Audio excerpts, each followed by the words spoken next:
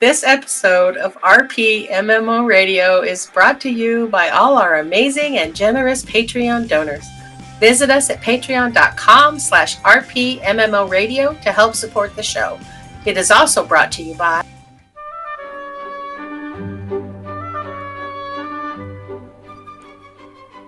Crapco is proud to bring you the Lazy Lexa. With the new amazing item, you can do all the fun and entertaining writing you have always dreamed of without actually doing any of it. Let Lazy do it for you. Here, let us show you how. Take it away, Gormal. Lazy, you dare? Yes, I am here and ready to be of assistance. Oh, good. I want to write out their journals titled Gormal's Good Eats. Okay. We are writing a journal titled Gormal's Food Sheets. No. I want it titled The Gormal's Good Eats. Got it? Okay. You wanted the book titled Gormal's Food Meat. Food meats? Titled Gormal's Good Eats. You stupid machine. Titillated Gorjal's Ichabod Feats. Why not just call it TGIF? There's no reason to be rude.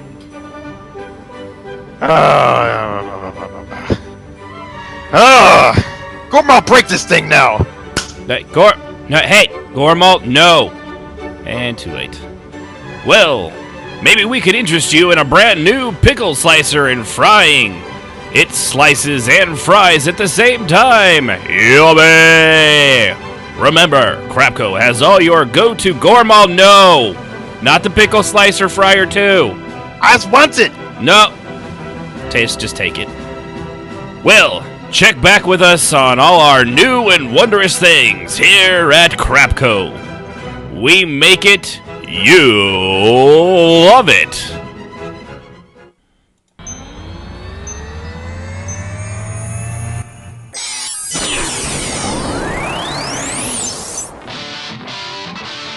You're listening to RPMMO Radio.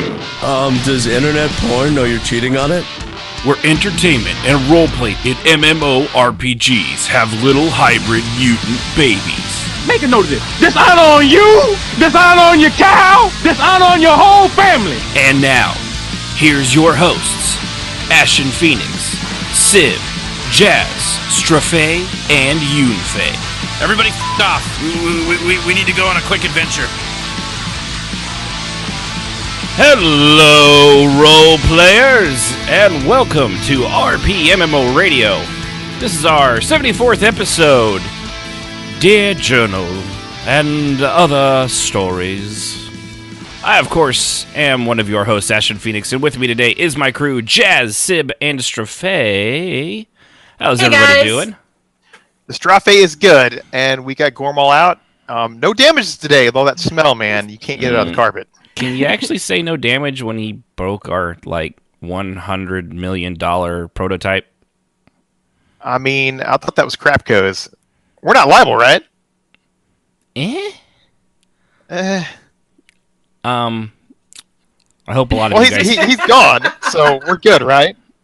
I don't think that's how legal action works. Once you flee, I don't get paid here, so I ain't worried about it. Once you flee the scene, I don't think that makes the crime okay. I'm pretty sure there's things involved there that aren't so. I mean, we know better not to invite him to the studio. Someone needs to tell Crapco, and I say this is their trial by fire, learn the hard way.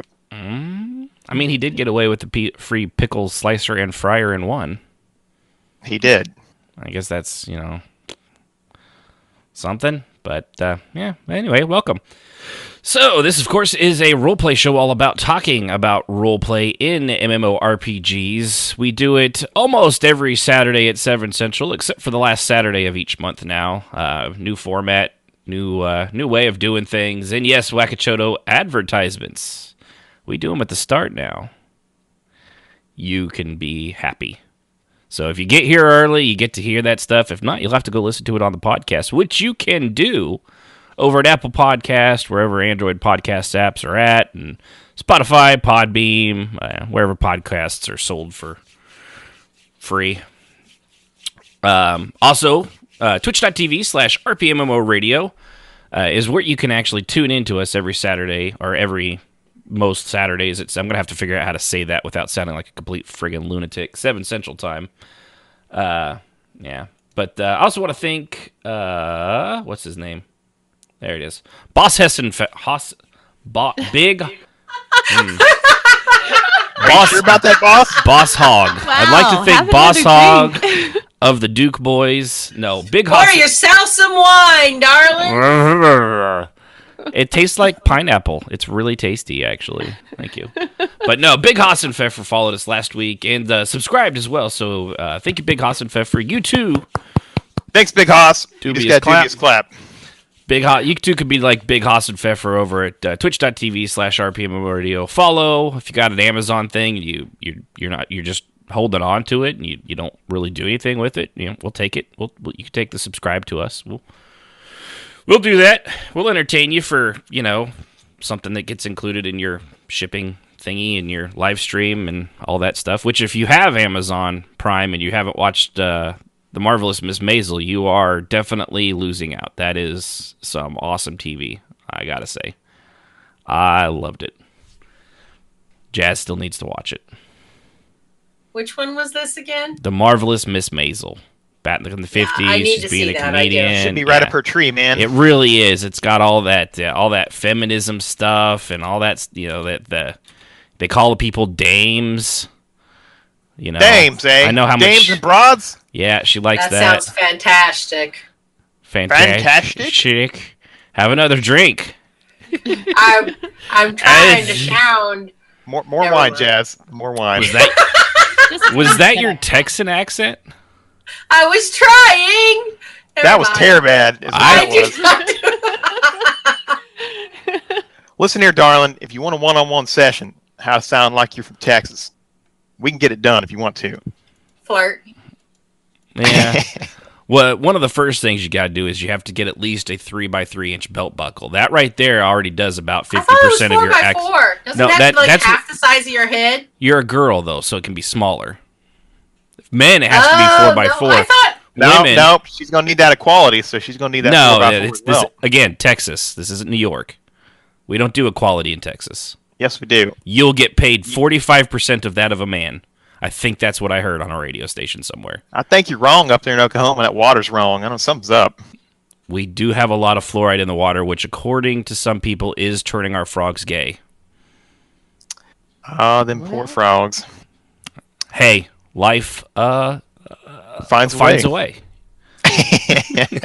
Or that might be for now that we've gone way off in the weeds. Yeah, that could be dinosaurs. You need a weed whacker to get back on topic. Hold on, let me call the crew in. Guys!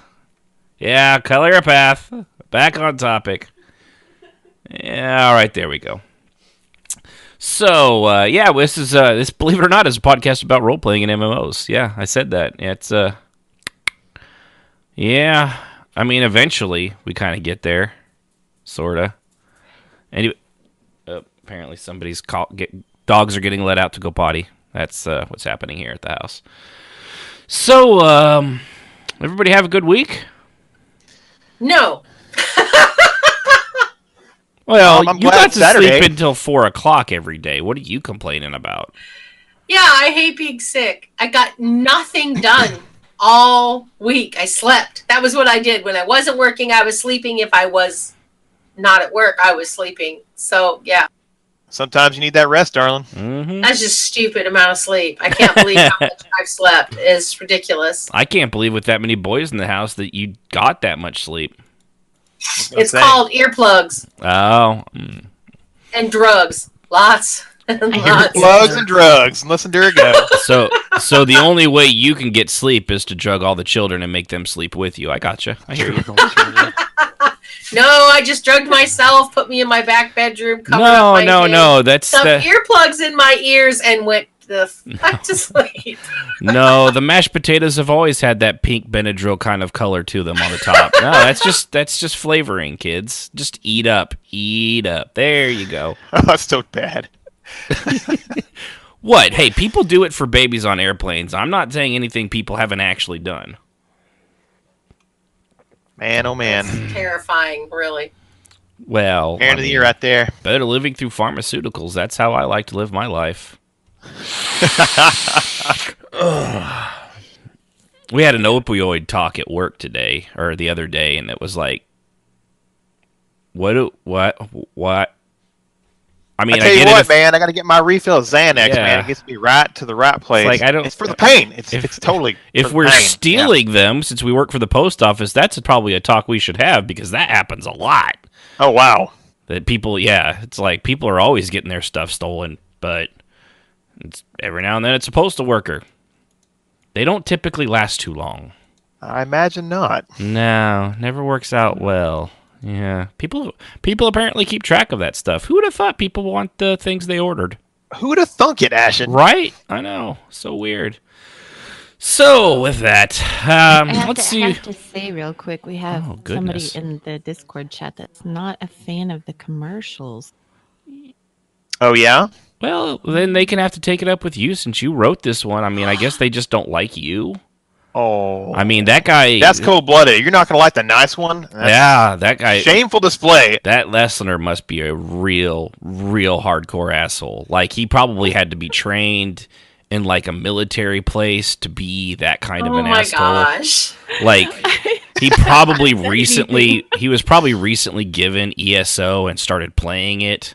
I mean, just a deep-seated, hardcore, like, just mean-spirited.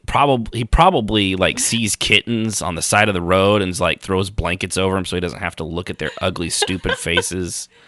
Could be the Gormal just, ripped him off and cut him off. I should also probably be nicer to the guy that also has probably hundreds of hours in firearms training. Yeah. And could probably kill me with a napkin. Or a spoon. Plastic spoon at that. Yeah. Okay. So let's go on to topics where we're in charge and see what we've been doing in Roleplay this week. I was going to go ahead and do a lottery, and unfortunately, I did not win the lottery. Oh. Neither did you, Strafe. Ain't that the way, though? No, I never win. Neither do I. Sib. Yes. You also lost. Jazz, congratulations. You're a lotto winner. I'm shocked. I'm going to send you some Venezuelan, I think I'm going to send you about $1 billion in Venezuelan cash, which amounts to about 45 cents right now. I was going to say, that's really not a whole lot of money. Or I can give you 1 gold coin in World of Warcraft. You get to pick. Uh-huh. Well, I didn't do much, so I don't have a story to write, and I didn't do any journals because I had no strength. So, all I really did was help other people develop their storylines that we're all working on. I met with a couple people on various tunes to develop other people's storylines, and I'm sure they'll talk about them. So, I had an integral part in a lot of different people's storylines, but I really didn't do all that much. Yeah, you were a lot of late evenings and early nights for you. Yeah, you were bailing out pretty early on almost every night, I noticed. Yeah, I was really just exhausted. So. Fried. Just like Snoop Dogg. Just completely fried. Not quite like Snoop Dogg. I think you would have preferred to be that way, honestly, given your other state. I really would have preferred. I just felt like utter and absolute complete awful. Then she's I could used a hit or two a pot, honestly. She's a writer, guys. Remember that. Honestly and absolutely. My head hurts. Bite me. I'm still here. I get credit. Move on to the next person. That's a cranky Jazz, man. Thanks for introducing me, Jazz. What she's trying to say here is she was feeling this whole week she was feeling bad. Oh my gosh. All right, I'll see you later. I miss him. I loved when he would do stuff like that. He just couldn't think of that word. He's like, Terrible. Wow. A minute of you stuttering for terrible. Okay, well. So I guess in the order of these things, I guess I'll go next. I thought it was ladies first. Oh, yeah. Go ahead. Yeah, I'm going next. Dang. Dang! That one very nice, the nice one. Sorry. Wow. Just that is- because that I'm is- wearing your oh, underwear taking doesn't jazzy- mean you have to be mean to me. Oh, no. It's There we go. You're wearing panties. Who are we kidding here? it's purely a comfort thing. Sorry. He chased, okay? He chased. There is a lot of. I'm just saying you could bake a I wonder ham where on the my- friction my between little- my thighs. My little panties have been going. Now I know. Now I know. There's like seriously, there's so much powder that is required just to keep my pants from catching fire. If I fart, it would look like a small nuclear explosion coming out the back of my ass. See, there was that Just in moment. talcum powder. There was that TMI, moment babe. 3 weeks ago that Sibs was probably lurking around going, I thought I washed my underwear. Why are they missing? I'm going to go wash it again. Comes back next week. They're still gone. I wonder where they could be. And then the revelation. We all know. We all know. Don't judge me. Don't underwear shame me. Underwear shame. That's a good one. Yeah. All right. So I was on Draxilis. I actually had a lot of roleplay. We did start the thing in the Servants of the Temple with the Chatteril, and he's a big hit. People seem to really enjoy him. He's the new commander. He's already Yeah, whipped. how is that going? Are they?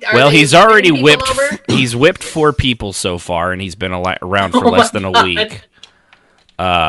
One of them's been put in jail. During the fun thing was the sermon on Thursday. He did this thing where he's also kind of a nasty little weasel guy, but he had the full armor on, the helmet, couldn't see his face, and from under his helmet you hear, Oh my god. and then that was all they heard. They never heard it expelled. Oh, gosh. That's awful. I'm sick now. Thank you. There was another character. She's got a big bust, small flat stomach and hips, and he was getting up in everyone's face like almost nose to nose. And I pointed out, at least this was out of character. I had to point it out. I pointed out to her that his stomach bulge perfectly goes into the dent of her tummy under her chest, and she was completely and utterly disgusted of it after that. I imagine so. But with Draxilis, I'll see if I can do this off the cuff because I didn't write anything because I was napping. I was sleepy. But so there's been a lot of stuff going on with Sib's character Volley. She was taken. She was returned. I think we went over that last week. Pretty sure. But she also has a nasty little brother, and she wanted somebody while she was recovering to go check on her house and her people and her horses and all that stuff. So she sent the new guy that she doesn't really trust, but when you're kind of limited to who could go, he was the one that was there and trusted him enough to at least make sure nobody, stole her house, and then he could eat out of the fridge and, do what every house sitter does and just, go through the cabinets, look through the pills in the bathroom. And is that just me that does that? It's just you. That's a pretty bold admission, sir. Okay, so anyway, I'm going to be house sitting Strafe's house here in a couple months. So, but no Draxilis. So let's see. He did enter the house and entered the mansion and looked around. He saw the cook Margaret. It was Margaret, right? Not Margaret. Marguerite. See, it looked like it was spelled like Margaret, so I didn't know how to pronounce it. Marguerite. Apologies. Marguerite was sobbing in the kitchen, kind of huddled, and at the table was a grease-covered, brown furred Khajiit with 3 little ponytails sticking out the top of his head, and he had chicken grease all over him, dripping on his clothes, lounging like he owned the entire place, and explaining to the manservant that he wanted all of the horses brought out and see how much they would fetch on the open market, thoroughbreds and things like that. Drexilus took everything in and calmly and patiently walked over to the table and studied the little Khajiit there, looked to the manservant and nodded to him and said, "You all dismissed. You can go now." The Khajiit didn't take this very well, looked at him and spun around. "Who are you? What are you doing here? Get out!" I don't know what he sounds like. What's he sound like, Sib? Pretty close to that. I was thinking like I kept hearing the Skeksis. The Skeksis. Yes. Please. Please. Yeah, well, he's not whimpering yet. Annoying. Okay, well, there you go. So, get out. And you don't tell my servants what to do. And then Drexilus looked at him. And looked at him. You could tell almost instantly a twitch of the ear, little wiggle of the whiskers. The Khajiit was already starting to get nervous. Drexilus looked back at the manservant and said, "Go collect Marguerite. See to her. Make sure she feels better. And don't come out until I call you. I'm here on behalf of your mistress, Volley." It was at this point the Khajiit's face actually paled, which pretty big accomplishment given that he's covered in fur. And yet somehow he managed it. "No, she's dead. He promised me she would be back and this would be mine." Drexilus, as the manservant went away, stepped up to him, looked him up and down, and replied simply, "No, she is quite well, and you do not belong here." The Khajiit kind of fell over at this point, skittering back. No, the master, he told me it would all be mine. She's not supposed to be here. She's supposed to be gone. The orcs, they took her." Poor little guy was delusional. Just wasn't going to go well for him. So Drexilus bent down at the waist, looking at him eye to eye, and elongated his teeth. Fangs, if you will. Claws at his side. And said, "You have no idea how much trouble you are in, do you, little Khajiit?" And he didn't poop himself, which was a good sign. While continuing to make eye contact, he let out a force of will, given he had a pretty good idea that this little guy was not going to be one to be overly burdened with a lot of willpower, really, courage, fighting spirit, bravery, None of that. basic education. With the force of will, he used the vampiric power of compulsion and basically turned the little guy into his thrall and completely and utterly put him under his control.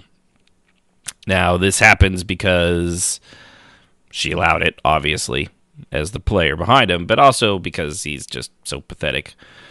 From there, he managed to get all the information he really needed, a little bit more about the master. At some point during this process, a woman named Kylie, which was Volley's adoptive mom, and Foz, the little Khajiit here, adopted mom. She was mildly disappointed, to put it lightly, that her son had betrayed her daughter. And the only reason he had done the whole thing was he thought he deserved everything Volley had. That she was handed everything that she had worked hard for, and all he did was script and scrape and steal and take from others because he was too much of a coward and a weasel to do any actual hard work himself. He just made deals and took from other people. It almost came to blows. She not between Drexilus and Kyle, the mother, but between Kyle and her adopted son. She hit him in the head a couple times. It was when the dagger came out that Drexilus actually stepped in and put a stop to it, because it was not her place to punish him. It was Volley's, and that's who he was going to hold him for. So they talked. They took some time. They got all the information out that they could, and when she left, Drexillus took Foz with him and held on to him for a few days until Volley was able to have enough strength in order to deal with him, given that where her current state, he knew if he brought her over there to her, or brought him over there to her, that it wouldn't go too well, and she'd probably hurt herself, which days later proved to be pretty accurate, and she almost still did it. So that was kind of my first big foray with Drexillus, actually showing vampiric powers and observation skills and things like that. Probably not told in the best way because I didn't have time to write anything down, but, what do you do? So and then after that, there was, I think, what Strophe has. Strophe. Trath walked into his manor after a day of patrolling the march,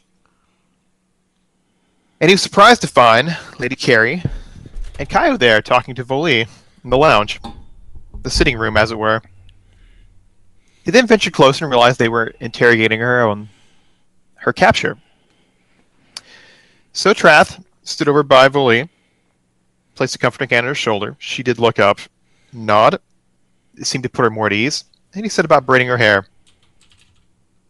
Many questions were leveled at her.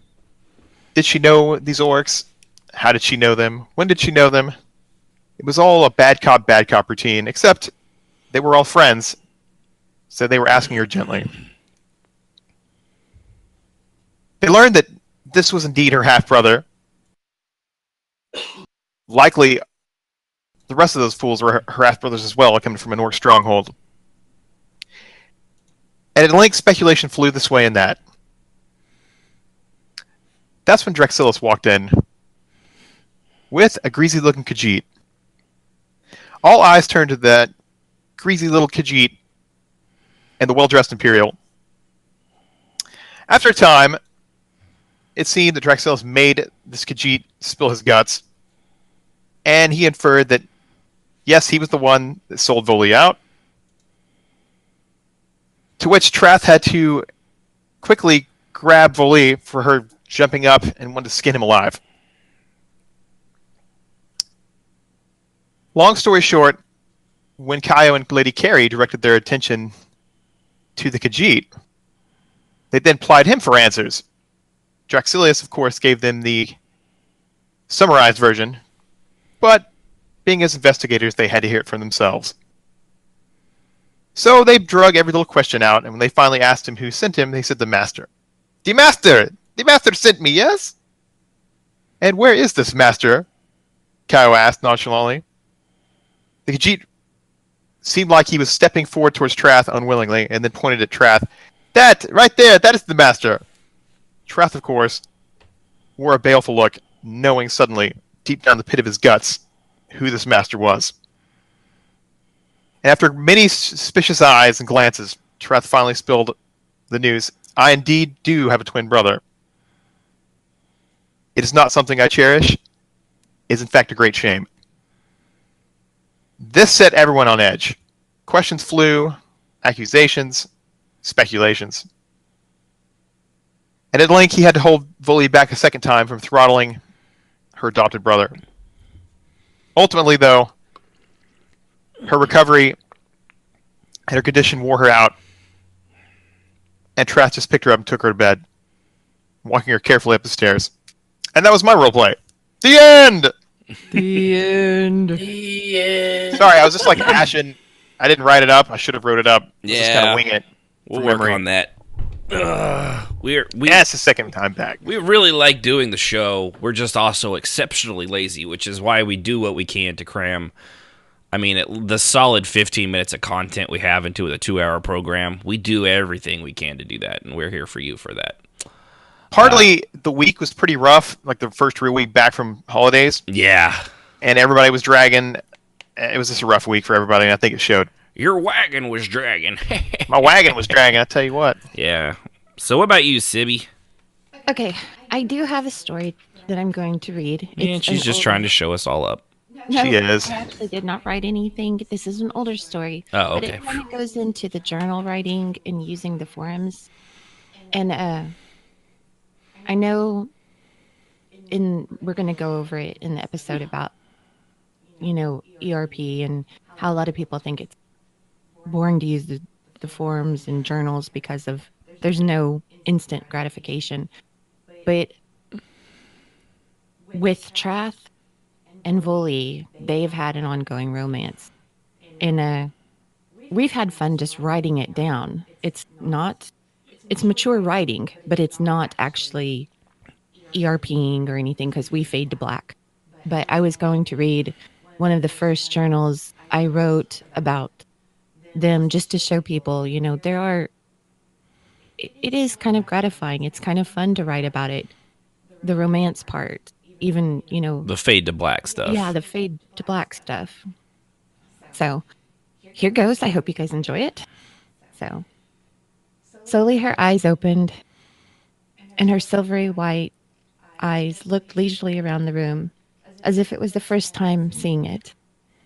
She feels his hard body curled to her back. His muscular arm is draped around her middle. His hand rests on her lower stomach. As he holds her tightly to his body as if she might get away, a smile slips across her lips as his breath slowly caresses her ear with his rhythmic breathing. She shifts under his weight, his naked flesh up against hers, so warm and welcoming. Voli hesitates briefly. Finally, she moves away from him and carefully crawls from the bed. She doesn't want to wake him. They had been awake most of the night. Turning, she sees the golden-skinned man laying there in her bed, soundly sleeping, her eyes greedily taking in his fine physique. The blanket covers him from waist down, and when she thinks about what hides below the covers, her skin tingles with excitement. She swallows her building need with great effort, and her pale eyes move to examine his face. She admires how his long blonde hair lays messily around his face. She smiles. After a long moment, she turns and spies his fine shirt. In one fluid motion, she bends and slips into it.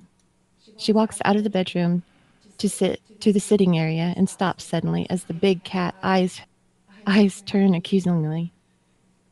She guiltily walks over to Rufus the Younger and scratches at his ears as she softly speaks. Sorry, big guy. I like you, but I really like him. She finishes the scratching, and Rufus the Younger turns and begins to clean himself as if now ignoring her. Be that way, and I'll ask him to move in, she speaks with a hint of amusement. She steps to her desk, grabbing paper and something to write with, then moves to go downstairs. As she descends, she smiles at her cook working in the kitchen area. Anything good to eat this morning? Voli questions as she pads to the kitchen. The cook looks up and has a worried look. Voli, you're okay. There was such a commotion last night. I left and worried all night about you. That Altamir better have treated you nice. He didn't hurt you, did he? A smirk crossed her lips, giving the impression her tusks were lengthening as it does. Oh, he hurt me, but in all the best and pleasing ways. You have no need to worry. I need food. I'm starving. Coming to the counter, Voli steps on one of the stools, then steps lightly up on the counter and sits down cross-legged facing the cook, the large shirt hanging loosely on her well-built frame. The cook, an older woman, hurriedly moves around gathering a plate of different meats and cheeses. She brings it and places it next to Voli as she looks her over quickly, now being up so close. Get a good look. He may have left a bruise, but if he did, I begged him to do it. Her throaty, silken words coming out, very playful, making the cook blush. And I'm going to stop there. But it just kind of gives people an idea of what you can actually do with a journal. Dang, that was hot. Gives me the vapors. The vapors. The vapors. Yes, but yeah, there are a lot of really great things you can do with journal writing and story writing. It doesn't have to just be one or the other, just forums in general as well. So it's why we actually kind of wanted to hit this topic. It's forums and writings and other stuff like that. I actually kind of am surprised we haven't actually done a detailed, in-depth look onto journal writing and stories and role play. I know we've mentioned it a lot of times, probably, especially I think when we did the guild episode, when we talked about guilds and leaders and how important forums and stuff can often be, especially for a roleplay guild. But, I blame Sib for it because she's just bad people. What? I'm the nice one. Yeah. She is. You need to be nicer. I tell you what, the journal and the forum stuff is a great way to do some backstory for a character as well. Mm-hmm. A bad guy, good guy, or anything. And I'm currently doing that on the current bad guy. And yeah. It gives people, when they're engaging in the roleplay, a much deeper part of the story to be a part of, I think. Yeah, there's definitely a lot of pluses, even more than minuses. There are minuses too to everything, of course, but yeah, I'd say it's a lot more. And there's good. also the problem of finding a place to put your journal, especially when a lot of journal sites and websites are loosely controlled, or in the case of Tumblr, suddenly very tightly controlled, and they lose half of their people. Right, because they decide that you can't swear in your journal or even hint at something rated PG. They're so, not safe for work extremes. content. Yeah. Yeah.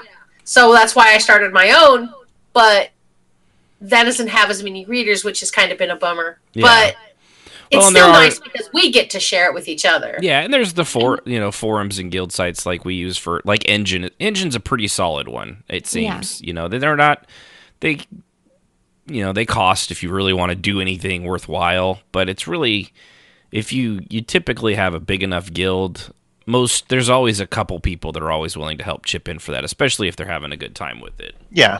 I know we've all chipped in for that, Jazz, you especially because you usually have it under you, but even with that, you get lots of donations. Yeah, I've gotten lots of donations from various people that are in our guild that are on the site. I've had a couple of people that I didn't even know that had just joined the guild that donated like 90 days. So it's always really nice when someone does that because it takes the stress off of me to make sure that it's covered when I don't always have the money.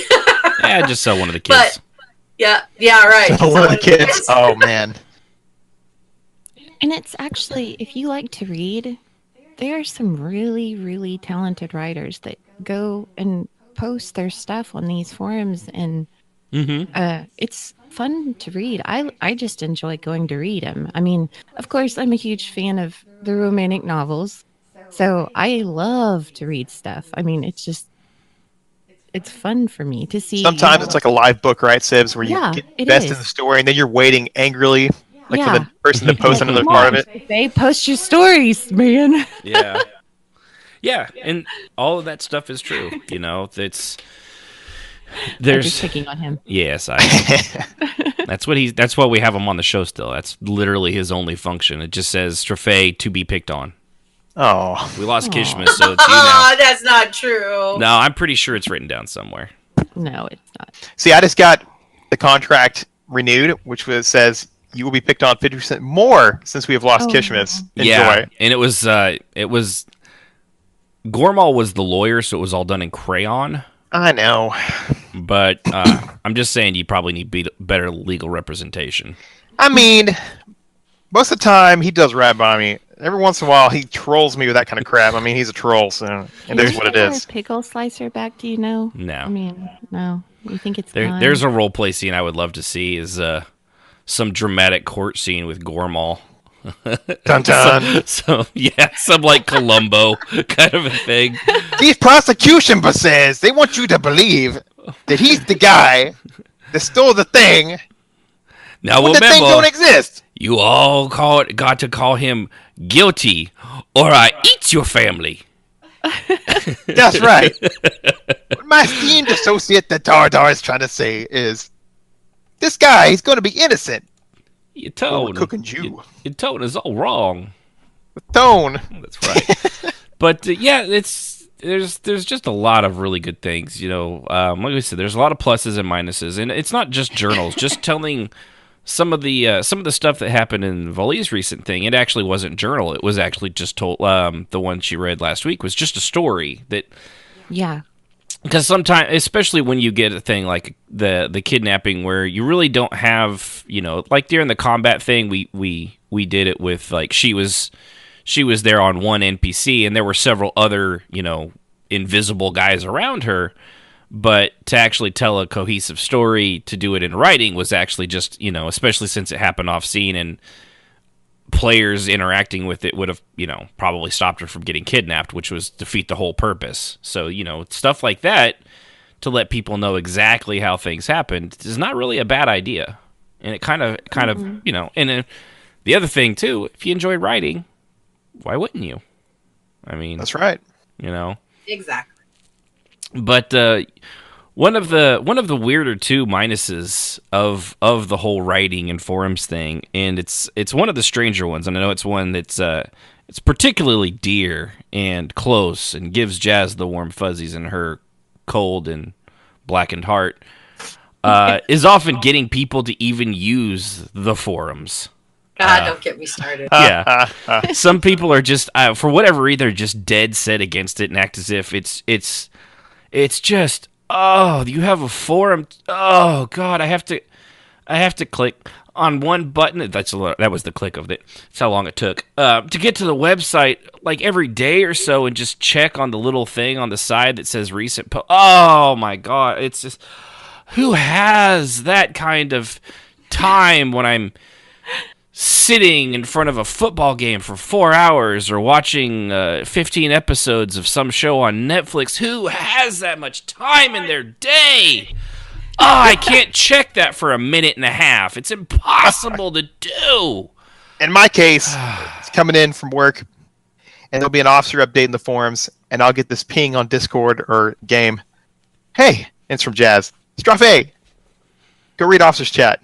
To which I pause. I stare at the ceiling like Gormal for a minute, like, I'm going to ignore that. And then I'll get 10 minutes later, I'll get the more frantic tell, hey, go read the thing. You have to interact.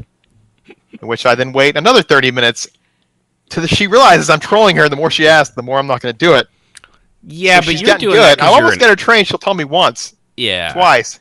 And then I'll go eventually read it. You just do that because you're an asshole, though. These people Well, legitimately, like, that's what you're doing. That's just like, they just don't, it's just a flat-out refusal. It's a weird deal, too, especially when, you're spending all this time playing a video game. Yeah. You're thinking of all these character things and interactions. You're spending all this time typing stuff out with other people in the game and role-playing. But like a minute and a half of checking a forum, and you don't even have to read everybody's. It's not like you have to read their stories, but sometimes there's important stuff on there. Yeah, and it's just too much work for. It's just like what the like. I don't read every single thing. Like if there's somebody I don't, for whatever reason I'm not interested in their character, or I don't really know them that well. I'll glance over it, but after a while, if I realize there's just like I'm not compatible with them, I just won't read it, but I still check. Totally. Some folks, like you said, they're like allergic to reading. And that's effort, and they're just going to be lazy. In my case, I'll totally read it, and then I'll not tell Jazz I read it because I'm just trolling her because I love her. But this is, it's an old gag from Silver Circle days.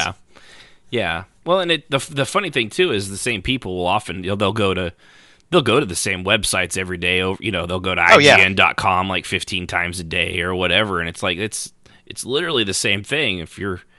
I just don't understand the lack of. It's not even commitment, just lack of interest. And is it just a lot of times it does seem to be.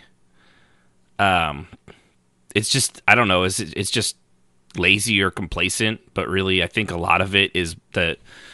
I think most that refuse to do it is when you join an RP or joining or in an RP guild, you're just being obstinate. It's just you're supposed to do a thing, so therefore you're not gonna do it. Yeah. Well, I also point out I added in there. Yeah, I saw that. I appreciate it. A lot of people are like, if it's any longer than a tweet, they don't want to read it, and I do think that that's part of the problem. But it's like you said, it's laziness, it's complacent. It's like, oh, how can I do that? It's going to take 5 whole minutes out of my time. And what people don't understand is that if you would do this every day and you would touch base with people and they're developing stories every day, you would find that you would be more interested in both RPing, creating stories, and getting involved in other people's stories. If you see a journal and you're like, I really like that, you go to that person and say, I love your journal. Is there any way that I can get involved in your story somehow? Yeah, or just if you're shy to say that, just start, playing around with them more. Ooh, wow, that sounded awful. But I mean, I think that that's right, Ashen. When Can I I wrote come hang all out the and play with time, Tarvala a little more? I love her story. bouncy. when I played on Vaca, I had all these massive journals and stories, and I wrote all the time. And I had a lot of people who got involved in Vaca's story, who got involved in Vaca's family, were adopted, or they brought in tunes that were involved in her story somehow. It was because they read the journals and they were interested. They didn't God mod and say, well, I knew Vaca back in the day. No, they asked me. They're like, how can I get involved? Yeah. And I'd be like, well, she did this and this and this in the past. Maybe you met her there. And I've tried to tie in people, and I do that in ESO as well, with like Sildrini and Cial. Maybe you met her somewhere, you knew her somewhere else. A lot of people that are my officers knew Kia when she was younger, and just starting out either as the assassin or when she was the bandit. So there's all kinds of ways when you read a journal that you can see ways that your characters might be able to fit in. You can and see you can the approach timeline. somebody. I will say it's a lot sweeter when the Jazz include you into her role play and then ask you, hey, can I say this happened in the past? Rather than asking, if you just play your character and you got a pretty cool story, people are going to want to add that into the overall arc. And I think that's what Jazz did early on with some of my tunes, and it was fun. I didn't ask her to be part of her deal. I was like, hey, this is the story. This is what he did. And it turned out that her tune way back in the Neriac days was actually watching over little freaking homeless ring gods. It was great. Because it occurred to me when he was writing his backstories that his backstory and my backstory were taking place at the same period of time as nobles in the same part of town. Yeah. There was a way that maybe they actually knew each other in some fashion. So I approached him. Yeah. And I even do the same thing. Tilder, yeah. Oh yeah, sorry, Jazz. I even asked permission if Ashen's tune back when Xanus was evil could find him and whoop him down because he was a street urchin. Yeah. It was great. It just adds more depth. It's those little moments in history that aren't really important, but shape other characters hugely. Yeah, just the It brings coincidental your character things. more to life for you. Yeah. And so And that later was on, Tilder when people did that saw too. when they saw the tit for tat between ring gods, oh yeah, he's still Surbeck and his whooping when he's a kid. Yeah. Yeah, and it's and that's why it's just we're going to get into the journals and stuff too, but this is just getting people to them so that they can read that stuff. It's the ones that just flat out refuse. It's like I said, I just don't know if it's that they just don't want to be told what to do. Some of them they'll throw it there's often requirements. Some are more stringent than others for every roleplay guild. Some of them are crazy out there. Even as far as Jazz went, she's still a buttercup compared to some of the ones I've seen. And others are just like, you like to roleplay? You're in, But they'll throw it if there's any requirement at all. A lot of these guys will throw a temper tantrum. If they'll bitch and moan about having to join a forum or a site, or if they have to. One of the requirements is writing a basic character bio, and you don't have to go into your full history, but just the typical bio most role players do just to help them get an idea of the character. But a lot of the same people they seem like they often think that the rules don't apply to them, and ironically they often tend to be some of the most emo RP characters too, like the one in the most shallow more often than not, I've noticed. Man, we've run across a lot of those, man. Yeah. It always seems to kind of go hand in hand with the one, and I understand if people really don't have, especially if you're in a very active guild that writes a ton and you can't read through everybody's stuff and things like that, or it's just not something you're into. I can kind of get that, but the ones that just flat out refuse to even try or go to, don't even want to join your guild's website or forums, it's a weird deal. I know it's one Jazz struggled with a lot back in the day. Still does, because the website Alanu, it doesn't get near the traffic it had, which I know Do you we've got a think spot in. that that's because a lot of guilds have gone to Discord? I know, like, there's a guild that I'm in that they put their character bios on the Discord. I think that has a little to do with it, but honestly, the downfall of the RP guild forums and things like that has kind of been on the down low for quite some time. Even before before Discord came around, it was already on the decline. Well, yeah, there was Skype, there was Vent. Yeah. It's slowly been working its way into taking over, and people would much rather talk than type, and I get that because it's easier. But at the same time, you're losing a nuance by being able to write and create and not just yap and have nothing to prove yourself. Yeah, and it can also, in doing that also, can create problems, when someone's role playing and somebody doesn't like something and you're all in voice chat, and when you'd have to stop and think a moment to type something out when you don't agree with somebody, it's not that much time, but sometimes it's enough to be like, I probably shouldn't do that. Whereas when you're all stuck in voice chat, it just blurts out of your gaping mouth hole. Also, I think a lot of people have gone to voice for one reason and one reason only, and it relates back to one of my notes. There are a lot of mixers out there. And when you're having to write things down and communicate intels and all of that, there's a record. Mm-hmm.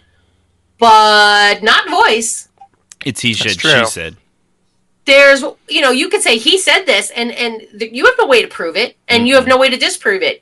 And it's become the new mantra of the mixing group that they just go to voice, and then there's no proof of anything that they've said or done.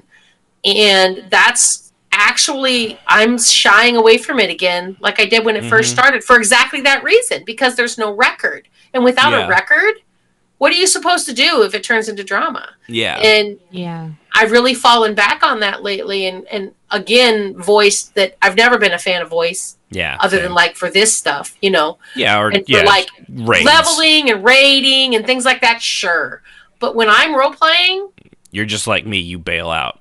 I bail. I gotta go, guys, because I don't want to talk to you about my character's inner feelings over voice. Nor should you, because just the random joking that ends up taking place when anytime friends are involved. It's the reason D&D games take so fucking long. It's because you're around the table with your friends. Yeah, and when I'm with my friends, which is you guys and some of my extended friends that I am officers with and that I am friends with in ESO, I can role play with them in the room, but you know how much talking we're doing?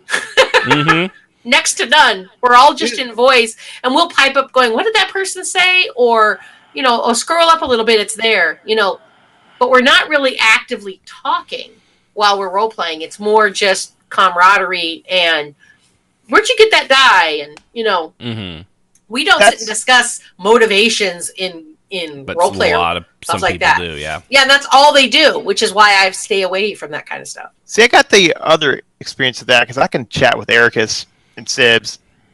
Sibs is like, I feel like 50-50 on that because I can sit there and chat it up, and we still like role play serious stuff, and we're joking and acting like chuckleheads in voice chat. But in game, it's all serious. It's all in character. But sometimes, like Ashton said, it's way distracting, and even I'll have to bail. But most of the time, I'm just cool hanging out. Here lately, talking to my buddies. Playing two characters in the game, I've had to. Oh yeah. Really focus. Like I get real quiet, and I'm like, "Oh, sorry, I can't say nothing right now. Yeah. Hold on." And see, and that's my deal. If I'm role playing and in voice chat, I may as well not be in voice chat because if I'm going to role play, I'm not going to be participating or listening to anything anybody says. So that's why there's no reason for me to even be there. So yeah, but so if you're able to get people onto your forums and interested in writing, what are the benefits to doing things like we'll hit the like journals, and some background stories and things like that. There's a lot of really good reasons to do it. There's a few downsides like the god modding and things like that. But honestly, I think the positives far outweigh the negatives. So one of the things, of course, it helps flesh out your character, filling in past events and details. If you do a stream of consciousness journal kind of a thing, even if it's about current events or things that have happened in the past, or if you really want to get involved, link what happened recently and how it reminds you of some previous off-screen story that happened in their past life. All those things, all those things really help kind of you flesh out the character and understand it better. The other one, you only get better at writing and role-playing by writing and role-playing. So Writing and practice. role-playing. Practice makes perfect. Imagine it really that. does, and In art school, they said if you do anything for 5 minutes a day, you will eventually become good at it. And I think that's true regardless of whether it's role-play writing or anything. If you practice and you do it a little bit every day and you try to get better every day you will get better. Mm-hmm. I agree with You that. know, I was a nervous wreck when I started writing, especially with you guys, because you guys had already been writing for so long. And I just thought, oh my gosh, after reading everything you guys had wrote, I was like, there's no way. There's no way. And Ashton kept saying, just give it a go. Give it a go. Just, Typing speed, too, Yeah. is one of the other things that will help improve. Yeah. And so I did. And I feel like I've come a long way, but I really enjoy it. It's a lot of fun to me. Yeah. Yeah, and I didn't put it on here, but the typing speed was one of the reasons, like in outside of just the stories offline, but your typing speed was something that always made you a nervous wreck in roleplay, and the only way you're going to get faster at typing is to type, and actually try to do it correctly. If you're hunting and pecking, then there's going to be a really low stone ceiling that you're never going to get able to get past. You got to really learn to do the ASDF. Was it HJKL? I don't even know. Yeah.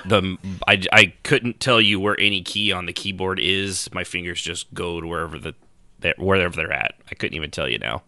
And that being said, people are not rude if you're a slow typer. So if you're new into ER or into RP, Wow. New into ERP. Welcome Tell to- me more. Welcome to RPMMORadio. but Oh, no, yeah. if you are new to RP, don't be hesitant to tell people. Say, hey, I'm a slow typer. I'm sorry. 99% of the time, everyone's going to be like, cool.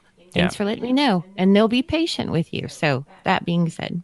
Yeah, and if you actually care about that, then writing a journal for your character and writing stories and things like that is definitely a way to help improve that. It's going to help your. I mean, I really, really desperately tried to find something old. The oldest thing I could find of my writing was in 2013, and I read over it, and there was some minor mistakes, but it wasn't terribly off from what I currently do. I tried to find some earlier stuff from like the mid 2000s in which it would have just been an awful mess. I've found a few of them here and there in the past. I don't know where they're at now, but one of these days if I can find one like an old journal from that time period, I'm gonna dig that shit up, and we will definitely we'll roast that crap to the end of time because it was awful, just awful. So you can see the improvements, especially when you look back at your old stuff. Is it going to be, are you going to start out at Stephen King level? No, you'll probably never make it to Stephen King level. But you know what? You shouldn't try to be Stephen King. You should try to be you and your character and just do it for fun. That's Something they told us in grad school. Yeah. Don't be Batman unless you're Batman. And if you are Batman, be Batman. right. Exactly. And maybe don't hang out with little underage children all the time. It's a little creepy. Yeah, don't do that. So another thing too with the journals and stories is it gives people that like your character a way to keep up.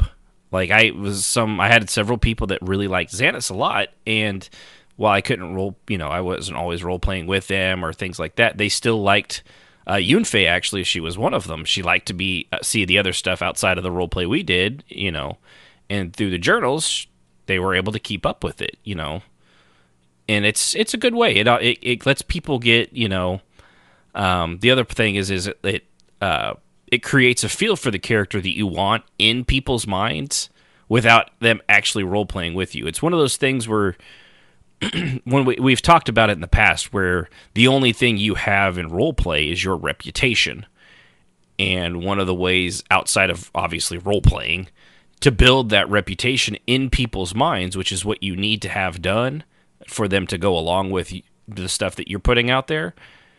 Journals and stories of things that your character's done in the past, if it's believable and they really like it, they'll just keep going along with it, and it kind of puts a little notch in their brain of like, okay, well, this character was like this in the past, so I really liked that, and it maybe they're the polar opposite, or they get along real well with their character, so there's a give and take. It just puts that mental image that you want to project into their mind.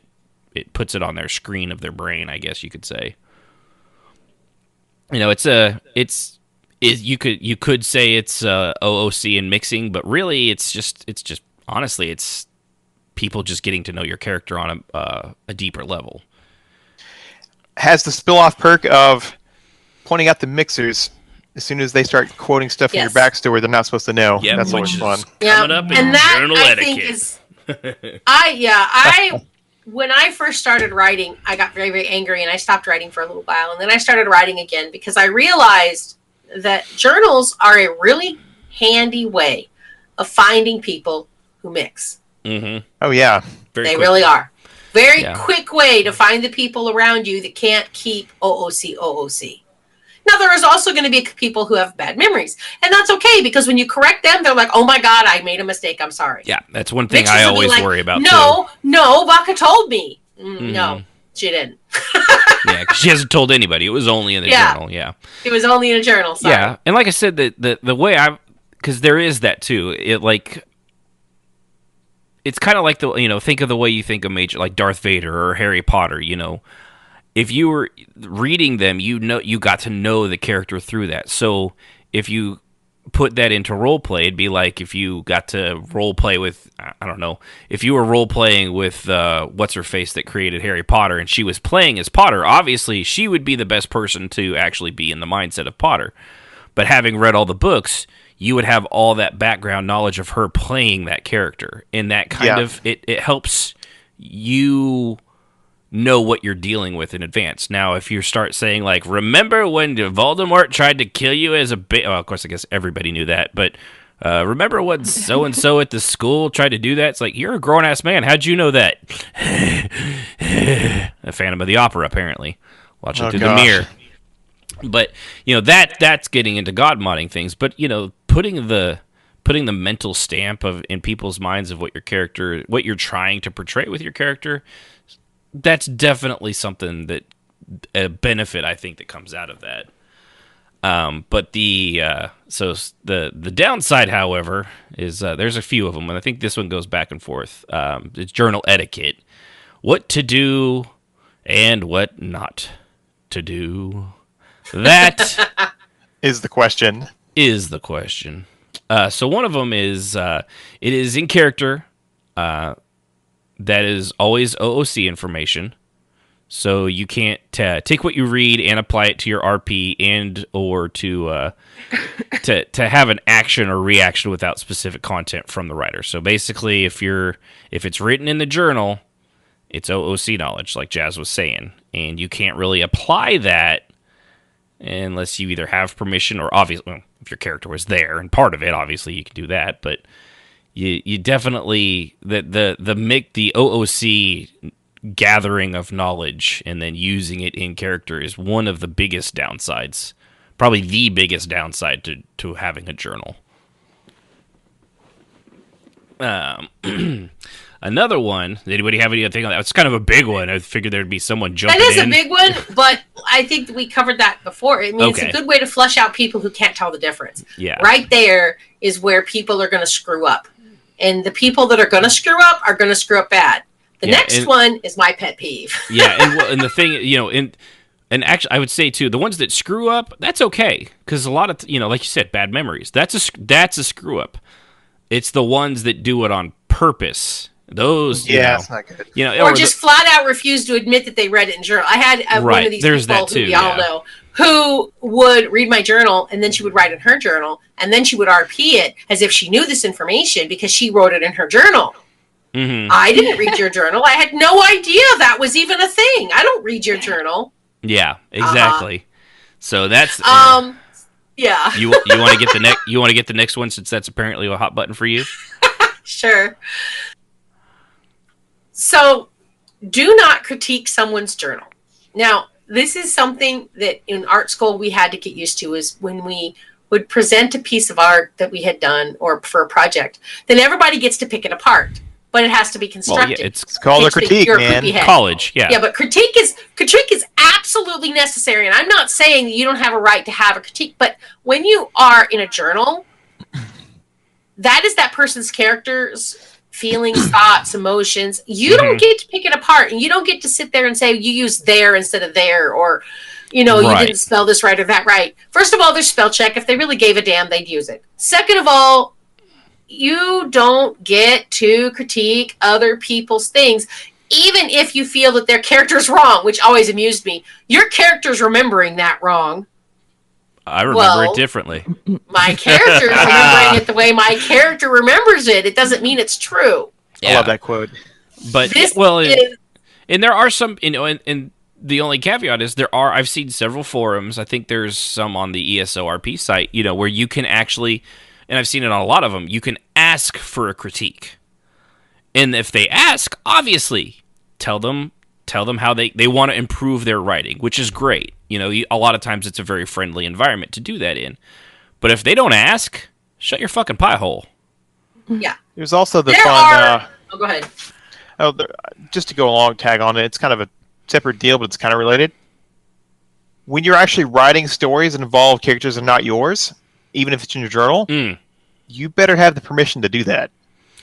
So, friendly advice, just ask them, hey, if it's I'm about doing the story. If it's about them and I would, unless I'm misunderstanding. That's a gray area, but I know what he's talking about. Yeah, I mean, if you were going to, with Baka, I would contact Ren and I would say, okay, she's going to write about this thing that we faded to black on. So, that's she's going different. to be talking about things that we didn't actually roleplay. Are you cool with me writing that? Yeah, that's what I meant. Okay, right. okay. I was thinking would journal entering about an interaction you had in game and asking for permission. I'm like, I've never done that. No. Oh, okay.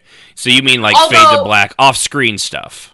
Honestly, I have asked permission a lot of times when I'm talking to strangers and stuff, and I've had some kind of intense RP. I'm going to include this in my journal. Is that okay? I used to ask. I don't anymore. No, but I don't used to, and most of the time people were fine with it. But I think he's talking more about when this person is claiming something happened that never occurred in game, was not agreed on by the both of you, but they're going to say that it happened.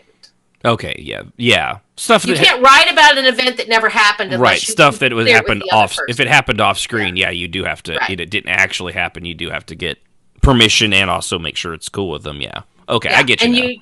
And you can't include things that the person wrote a journal entry about as if you were there, and then you write it in your journal, and then you claim, well, it's my journal, I can write what I want. No. It's my hot journal. You're still God-modding the details.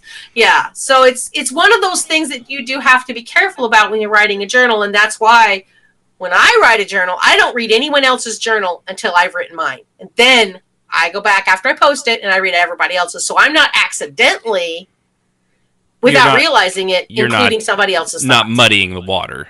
Right, I don't muddy the water like first. that. I really like that. When I read through this, I was like, that was a really good one. Mm-hmm. Yeah, that is something I've always had as a rule, because I'm a writer, and everything I see, everything I will live through can easily get muddled up when you're trying to remember what happened in a role play. Well, so if you start reading other people's journals and you read their opinion of that, you could then, not so hard, include it in your own without meaning to. Well, there's the other thing, too, that I've seen happen. I don't think we even have it on here. It's in that vein, and it's the angry retaliatory journal. Yes, that's what I was kind of referring to. So when you read, because you can read a journal and then oh well, that was neat, that character, that person's character doesn't like me, and then you go on and do a journal about something else, no big deal. But I have seen a lot of people where, like, there's a bad character interaction, and then somebody does the journal on it. And, of course, I mean, it's a journal. Nobody writes a journal and is, like, 100% honest. They always are going to spin it so that the other person looks like the asshole. Yeah. Because that's what we do. That's what I do when I tell a story. I mean, because I'm always right. So, clearly, I'm going to make the other person look even worse. But then they'll read that and they'll be pissed off that their character, got slandered like that. So they'll do a retaliatory journal, which, I mean, there is a way to do that, and then there's the clearly this was fueled because the other person wrote it against you way to do it. Like if both people had already planned on doing like their own journal, own versions of that does happen. But there are definitely some people I've seen, and they'll read one thing and then they'll be like, motherfucker, I'll show you. Yeah. Yeah. Take that. Now my character looks better because I posted it second. Yeah, and I have that. I dealt with that a lot, particularly in Vodka, because Vodka was very nice to your face. Yeah. And she would never directly lie to anyone about anything. But in her journal, she didn't lie about anything. She just bald-faced said, I think that person's a cunt. Or a whore. She needs to stop spreading her legs. I think I'd like that. So she was very blunt. And so it took people by surprise when they would read her journal and find out that even though she's very nice to this person to their face, she can't stand them. Right. Yeah. Or she thinks they're stupid. And they would come to me and say, how can Vodka think that way? I'm like, she's a bitch. Yeah. Yeah. She's not a nice person. She's an assassin. She kills people for money. Another way to point out the mixers, because if they're getting mad about that stuff, like because they were hurt, particularly a certain person we know was upset because Vodka was so angry with her over this one situation, that was Miriam. When Miriam was so angry with her about being with all these men and then not telling her father, and she just went off on this rant, and that was all it took. Boom, powder keg. Yeah.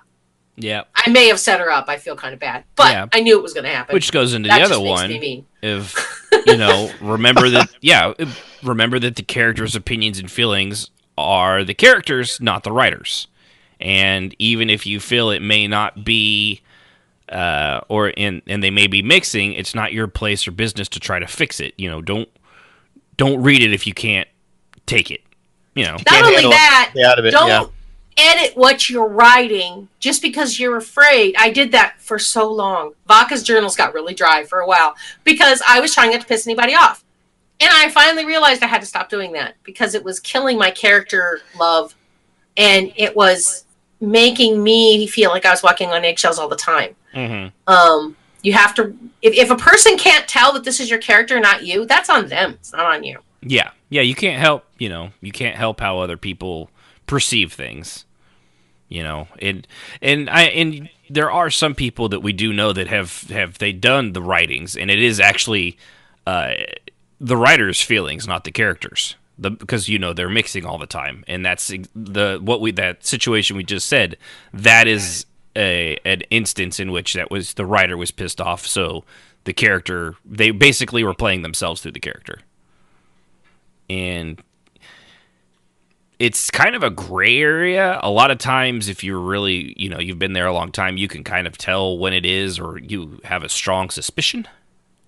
Yeah, but reality is, if you feel like somebody is doing that, just stop reading the journal. Right. Yeah. Oh, yeah. That's the best way to handle it. Yeah. Because if you can't fix it and you can't make them stop, so just stop reading their journal completely. If you feel like they're pushing their own personal agenda by what their character is writing, all you can do is just stop reading their journal. Yeah.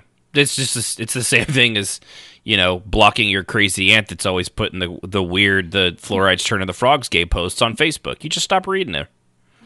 Yeah. Why put that in your life? You don't need that. Especially this, it's supposed to be fun. So if it's frustrating you, of course everybody likes to be liked, but you just got to remember, as long as you're cool with the person out of character, whatever the character says is the character, not the person. So another thing, too, is that I scrolled way far down with a flick of my finger. Scrolled away. Away. It's always a good idea to write your character's journals after RP has taken place, and before, as Jazz was saying, reread journals of anyone involved, as this eliminates the chance of you taking something you read to heart, or find some passive-aggressive way to comment on the content in your character's journal, which is what we were just saying, but that was a little more succinct, so I figured I'd read it. The other thing, too, is... and we also just said this, too. I didn't realize. I'd read this, and apparently I internalized it. Do not use your character's journal to push your opinions or to cement reader opinions about certain events or a person. If this is your character's journal, not yours, so keep that shit separate.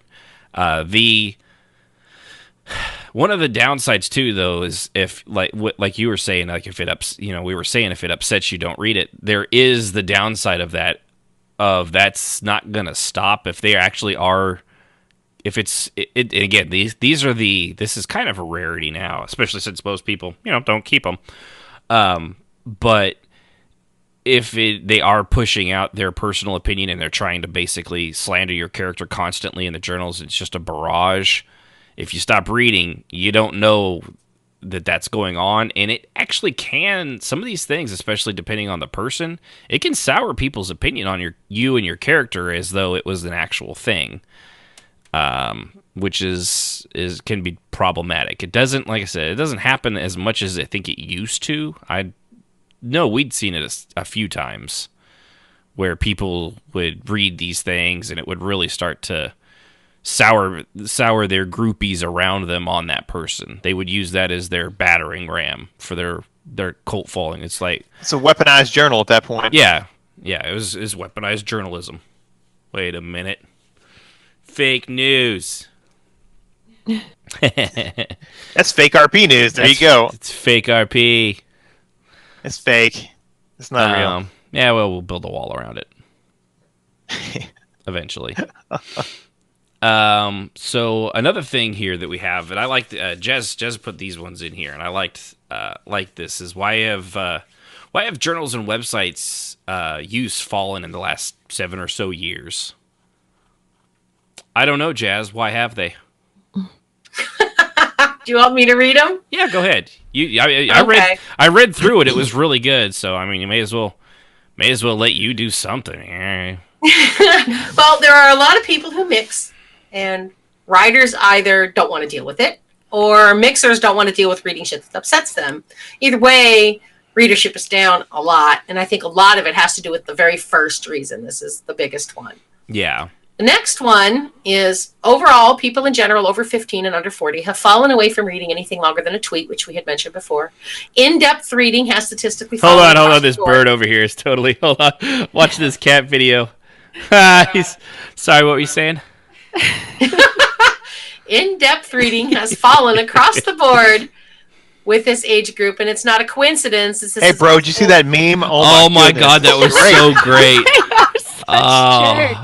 That was it. The one with the cute little bulldog. Yeah, dude. He was in a bathtub and he farted, and the little bubbles came up, and he's scared by him. Oh my God, it was so cute. So adorable. Sorry, what are you saying, Jess? I'm sorry, Jazz. What's up? We've broken Jazz, apparently. You guys are bad.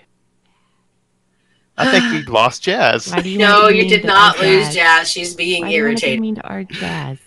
Now, anyway, so the same age bracket that plays MMOs and role plays is also the same age bracket that is fallen off of reading. So that makes the readers, it's also the ones that's the largest age group using Discord. So that's why things have kind of just gone whoosh for web pages. I think it'll come back up as the 15 to 25-year-olds get older. But right now, that's why it's so low. Yeah, it's just the early stages of, the mass use of internet as things like this are coming about. And it doesn't help, the media is the exact same way. All media, all advertising, they... CNN, Fox News, all of them. Everything is supposed to be in a, like a 7-second clip. Anything longer than that, Americans can't keep their, which is bullshit. They absolutely could, but now, of course, your brain is being trained to not So now you're going to have to untrain. Everyone's going to have to untrain themselves for this kind of stuff. It's the outrage of the moment rather than the overall story. Yeah. Well, and it's just everything is. It's you got to do a clip. You got to move on. Do a clip. Move on. It's why things like Vine had done so well with their 6 or 7 second videos, and I think part of that, the other part of that too, was that for at least for the people making good stuff on Vine, was that the limitation also often breeds creativity. Even Wreck-It Ralph 2 did the whole example of limited attention on things. Yeah. But and I think that it's really impacted Roleplay as well, because I think that's why ERP is on the rise for the same reason. It's instant gratification. It's short little blips of stuff. It's not involved, and that leads me to the next. Yeah. Oh, Did we lose you? No, I'm here. Oh. Remember, I'm pushed to talk, so I may. There is one thing too that on that too that I've noticed, and I don't know if it's because I'm in that age. I'm almost 40 now, but still, I've grown up with the internet, just like a lot of people have, but not. It was not a thing until I was in my late teens, early 20s when it started to take off. I was going to say, I was in my early teens and took off, so we still had the experience of going outside, playing with He-Man toys, playing soccer, football, all that stuff. G.I. Joe and all that. But G.I. Joe. I've noticed that over the years of role-playing, too, that, back in the mid and late 2000s, I would, I'd be online for hours and hours out of the day, no problem. And, if there was nothing going on, I would patiently wait around for it. And now, man, if there's nothing going on, I don't wait around. And I don't know if that is a product of that kind of thing, the instant gratification and moving on kind of thing with the internet and news, or that I'm just getting old and I just don't feel like I feel like I'm wasting my time, Well, you are. I mean, we are. And I think sometimes you spin your wheels long enough, you're like, screw this shit, and you go do something else, especially when you have 3 or 4 other games you can go play. And you have other things that you can do. Or like me, I have a mountain of laundry I need to do. So, there are other things I could be doing than sitting here staring at a bunch of Telvanni right now. And not typing and being basically ignored. So, there's a time where you get to the point, especially at our age, where you're like, why am I here? Yeah, see, and that's what I've had that conversation, but because I'm in that generational gap too, I've tried to be self-aware, believe it or not. Otherwise, I wouldn't say half the shit I did. Believe me, it'd come off really bad if I didn't know how awful it was. I'd probably have like a white hood or something and be goose-stepping through the lower parts of South Carolina if I actually believed any of the actual shit that came out of my mouth half the time, knowing it's awful but funny. Get them tiki torches! Oh, heaven help us. Right? But I'm aware of that, so I try to be self-aware, so that's why I don't know if it's just I'm getting older. I'm starting to understand how valuable time is, and not trying to waste it as much as I did in my early 20s. It's like, I got forever! It's all good, and I want to role play with this person, but they're, busy, so I'll sit here and play a little bit and goof around and then, then do what I want. But like an hour and a half later, and I'm perfectly cool with it back then. But I also didn't have a whole lot else going on. I didn't have 2 kids, or, 1 now. Sadly, we lost one of them. She ran off. Circus. Midgets. To the circus. Yep. Last we saw, we got a picture of her and big bearded Bertha, along with the little midgets. It's actually adorable. They were all on the what's the thing that spit it out? The tambourine. They were all on the tambourine together. Trampoline world. Tambourine. What kind of ride is that? I was actually not thinking of either of those things. What's the thing where they swing? The swings? Swing? No, the big ones where they got the net and they get big circle swing thing. Oh, trapeze. The trapeze. Heaven. I kept trying to say like You're the really bad tonight. Trimboline. How much have you had to drink over there? Don't you judge me. They're on the tambourine. They're on the tambourine. The other one was a chimpanzee was coming to mind. I knew that wasn't right. I mean, I want a chimpanzee. Until they get older and can rip your face off, right? Well, then I give them to you. Oh, okay. Well, I'll make sure he goes down easy. Yeah, but no, I've often wondered if that's part of the reason if there's not something going on in roleplay, I can once I'm done with the game, I don't. I was done with EverQuest for years and years before I left, but now I've noticed as games, I finish the game like ESO, I still have fun kind of playing it, but not like I did, the last 2 years beforehand. So if there's not roleplay going on, I'm like, Smash Brothers is looking pretty good, I'm just, and off I You're not the go. only one in that. Your time is valuable. Yeah, they have more time than we do. Yeah. Their sense of time is a little different than ours, I think, because I'm very aware that I'm sacrificing time and energy to do this. Mm-hmm. I didn't think about that when I was spending 18 hours a day in this game. Yeah, exactly. Because I was just trying to get by, and I was in my early 30s, and I had time to burn, and now... So... it feels a little bit more obtuse now and important for me to say, hey, maybe, if these guys really aren't going to talk to me, I'm just going to go fuck someone else. And go what? And go do laundry. That's not what I heard, Ashton. That's not what I heard either. Just gonna go or fuck I someone can else. go and write. Well, yes, that too. My husband's going, yeah.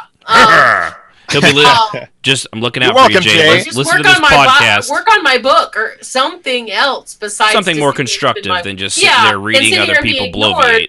Right, because I don't have as much. But the problem is that being there for that stupid shit is actually important in building RP. And if you aren't there for the stupid shit, you won't be there for the cool shit. Yeah, and that's is the true. give and take. So, but yeah, that's just one of those self-aware things I'm trying to. I've often wondered if that's why I get so just like I don't have the patience to hang around anymore.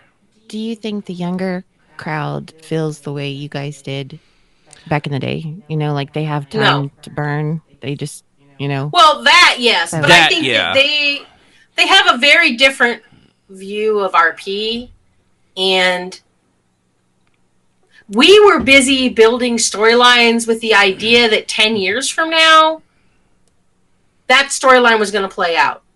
Mm-hmm. Yeah. I knew I was going to play EQ forever, and so if Vaca started something, 5 or 6 real life years later, maybe I had a kid, and I knew that kid was going to grow up in 5 real life years. So I just simply made her and put her off in a corner, and I knew in 5 years I was going to play that character. Yeah. There were definitely that, and now obviously you know better than that too, because I know better than I. 10 years from now you're not going to be an ESO. No, it's not going to be here. Something else will be. Well, it'll be here, but I won't be. You'll have moved on probably. Yeah, to hopefully, God willing, something better. But of course, we were in EQ for 11 years. So yeah, and it was also a kind of a different time period as well. And the different one, I think. Okay, so you made me think of this, Sib. So good on you. One of the things too is like back then in that time period, I could sit there and role play with Jazz or Vinka or Shard. Rengots, they wouldn't have long conversations, so that didn't happen. No. But we could role play for 4 hours, 5 hours straight. Yeah. Just those characters. And I don't know how often that happens these days. Like I don't even know that when was the last time you had a role play that lasted that long, guys? Well, I do, but it's not as often as it used to be. Character, only you and maybe 2 other characters for that long. I don't mean role playing for 5 hours straight. That you can do, you bounce from different people, but literally just you and one other person for 4 or 5 hours. Oh no, I haven't done one-on-one role play for years. Or even 2 or even 2 or 3 others. I've been on Cial in the Rift role playing fights and all this other stuff and building stories for boom 6 hours 2 a.m. What? Right, and that's so that still happens, but it doesn't happen in that magical way like it used to. That's what I was. Yeah, and I don't know if that's just. It's just that the people have changed, or I've changed, or what. People have changed. They're not willing to. It's a societal build thing. Yeah. Long-term stories. They want something like when we started our storyline with Ciel, and with the guy that tracked her down and killed her. People were amazed that I took literally 3 months for Ciel. Yeah, they kept trying to heal you in like a day and a half. Yeah, they wanted the instant. And no, look, you have healed her, but bones still have to grow, nerves still have to grow. Things happen. She broke her neck. It's going to be a while. Through walking therapy, the whole deal. It's going to be a while. So yeah, there was a montage. There was Rocky music playing in the background, but but 3 months still had to go by. Yeah, and they wanted to go find this guy, and I was very meticulously having her because I figured it would take a while to find, and I wanted it to take a while to find. And because of that, it allowed my character to go to her and tell her, "Quit being a fucking moron. Don't play with your food." You know? Exactly. And if you had done that the next day, that wouldn't have happened. You know, I would have been busy. Or like, we want people to say, "Well, I'll just go out and find him for you. It'll be fast." No, I don't want that. I want it to take a while. Yeah. Yes, and they all want to solve it or fix it or boom, it's done. Or, well, I'll just go look into it. I'll find out for you. I have so many people say that, and I'm confident that my character is so awesome. They're going to find out. And really all that is them asking you, OOC, what do I need to know? Right, because they want to solve it. Right. And they want to be the person to solve it. Yeah, so it's definitely... And I want that. I want it to drag out. I want the story to build and to bring in nuances of different things to get people to contact me and say, well, what if this guy also had a friend who had a friend? Drag it out and change it. And you wanted to spawn other roleplay arcs. Yeah, I'm building roleplay. I'm not just creating a story. I'm building roleplay. And I don't think that a lot of people think of that way. It needs to be a 3-part continuation episode, not a 30-minute sitcom. Right. That's right. You have to build roleplay, and a lot of these people out there, they're building the perfect wedding, or they're building the perfect, I met them and we got married, now we have kids, and it's all taking place in 3 weeks. And there's that long? Oh, wow. I know. They don't have staying power that long, as they say. They stuck it out for 2 whole months, getting married, getting pregnant, having the baby for 3 whole months. I mean... I want to tell them, dude, slow down, because you're blowing through some really good role play that you can. You're missing a lot of opportunities. Yeah. So, all right, well, sometimes the conversation over a bowl of stew is better RP than the, oh look, I'm pregnant next week. Oh look, we had the baby next week. Oh look, it's dead now. Yeah, it's been a lot of fun, and it's been going on. RRP's been going on for quite a while. But when that happens, Strafe, you get dead baby funeral ham, which is delicious. Oh, God. Everyone brings you a ham. Holy man. Yeah, you guys... You're going to get the afterbirth as well for the proper stew. Draxilis? Oh. Okay, I was going to go there. Hey, man. I saw this horrible... It made me actually think you used Strafe. This horrible story. Oh, excellent. I'm flattered, I think. It made me think of Gormal more than you, but still. This guy had his leg amputated and invited friends over to have the leg in taco meat. No. No. How about no, Scott? Yeah, leg tacos. No, he invited people to have his leg in tacos. Okay, well, that is definitely from Grob. Yeah. Wow. So I wanted that is gross. I had to share that with you. So what's the next one, Jazz? Jazz? She's probably typing. All right, well, I'll get to the other one. That one made me cough. Dedication takes effort, and most people don't want to push any effort into their role play. They just want instant gratification. See point above. Which we talked about. Push talk. So I was talking the whole time, and I couldn't figure out why you were talking over me. Yeah, sorry. I figured it was that or you were typing, so I just I had to take over.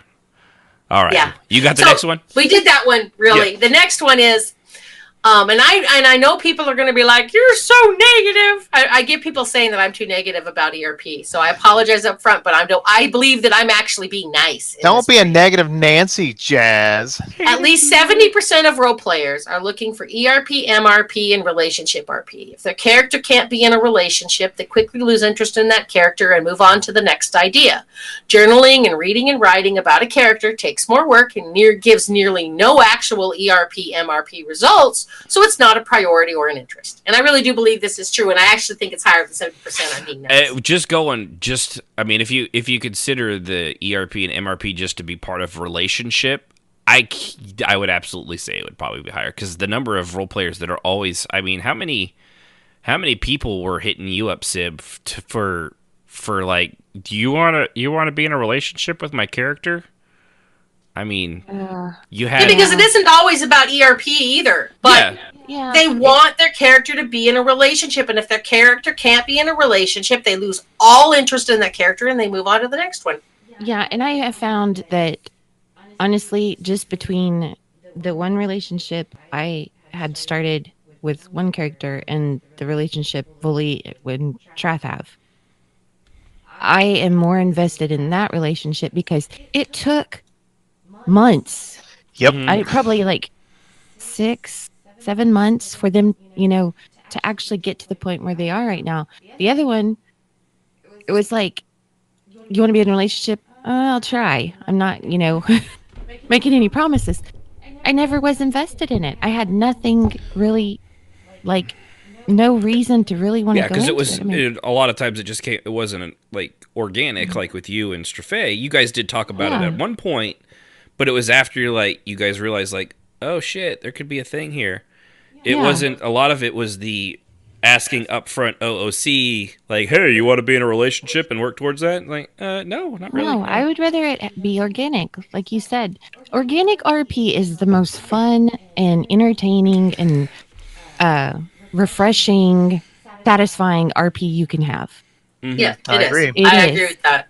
And that's what I mean by random a lot of times is organic.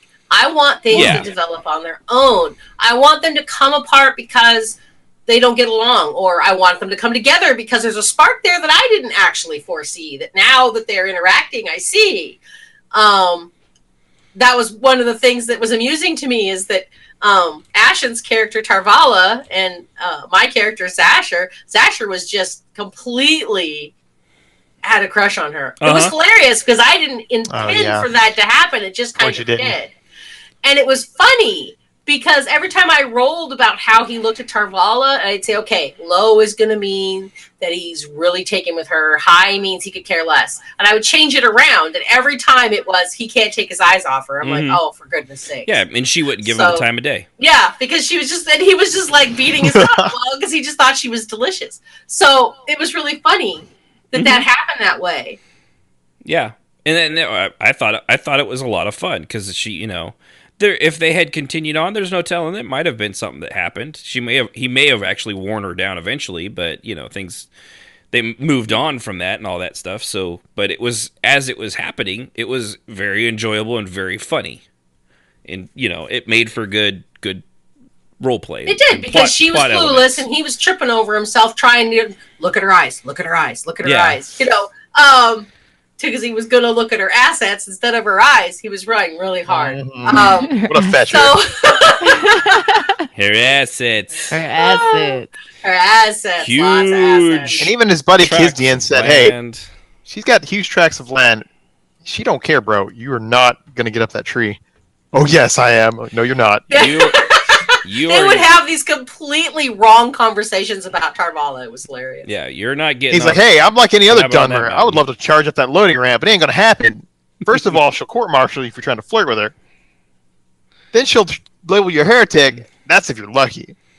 Yeah. Nah, she just beat the shit out of you in front of everybody. That's just what she does. Yeah. Oh, there's that too. So, all right, what you got next? Watch and sigh. Yeah. Okay. Next. Next. Getting to know characters outside their own realm of interest doesn't interest people seeking instant gratification in relationship RP, with or without RPMMORadio. They want to log in and get attention. Reading about other characters, deepening understandings in interpersonal relationships within non-sexually interesting characters is simply beyond anything they are interested in doing. This is a sad truth, in my opinion, about most RPers out there. They're young, they're new, and really, when they go to a bar, they don't care whether or not your grandma died. They just want to get, right, your underwear. So there's a lot of that comes from being young, and a lot of that comes from not having as much time to play, and so they just want to get in and get out and have some fun, and that's it. But the cost of that is not having intricate, intimate RP with people that you're not sexually interested in. Right. Yeah. Because that actually is going to be far more common and builds RP like no other. I agree. Yeah, and and I always find too. There's been times. No, I know it's going to sound like I'm virtue signaling, but I've stated multiple times I'm just not really interested in ERP and things like that. It's not my thing. But there's been a lot of times where I start role playing with somebody who is actually a woman, or they're playing a woman or whatever, and there's certain things they say and do. I can tell they're waiting. They're just waiting for me to start hitting on them or make some sort of comment.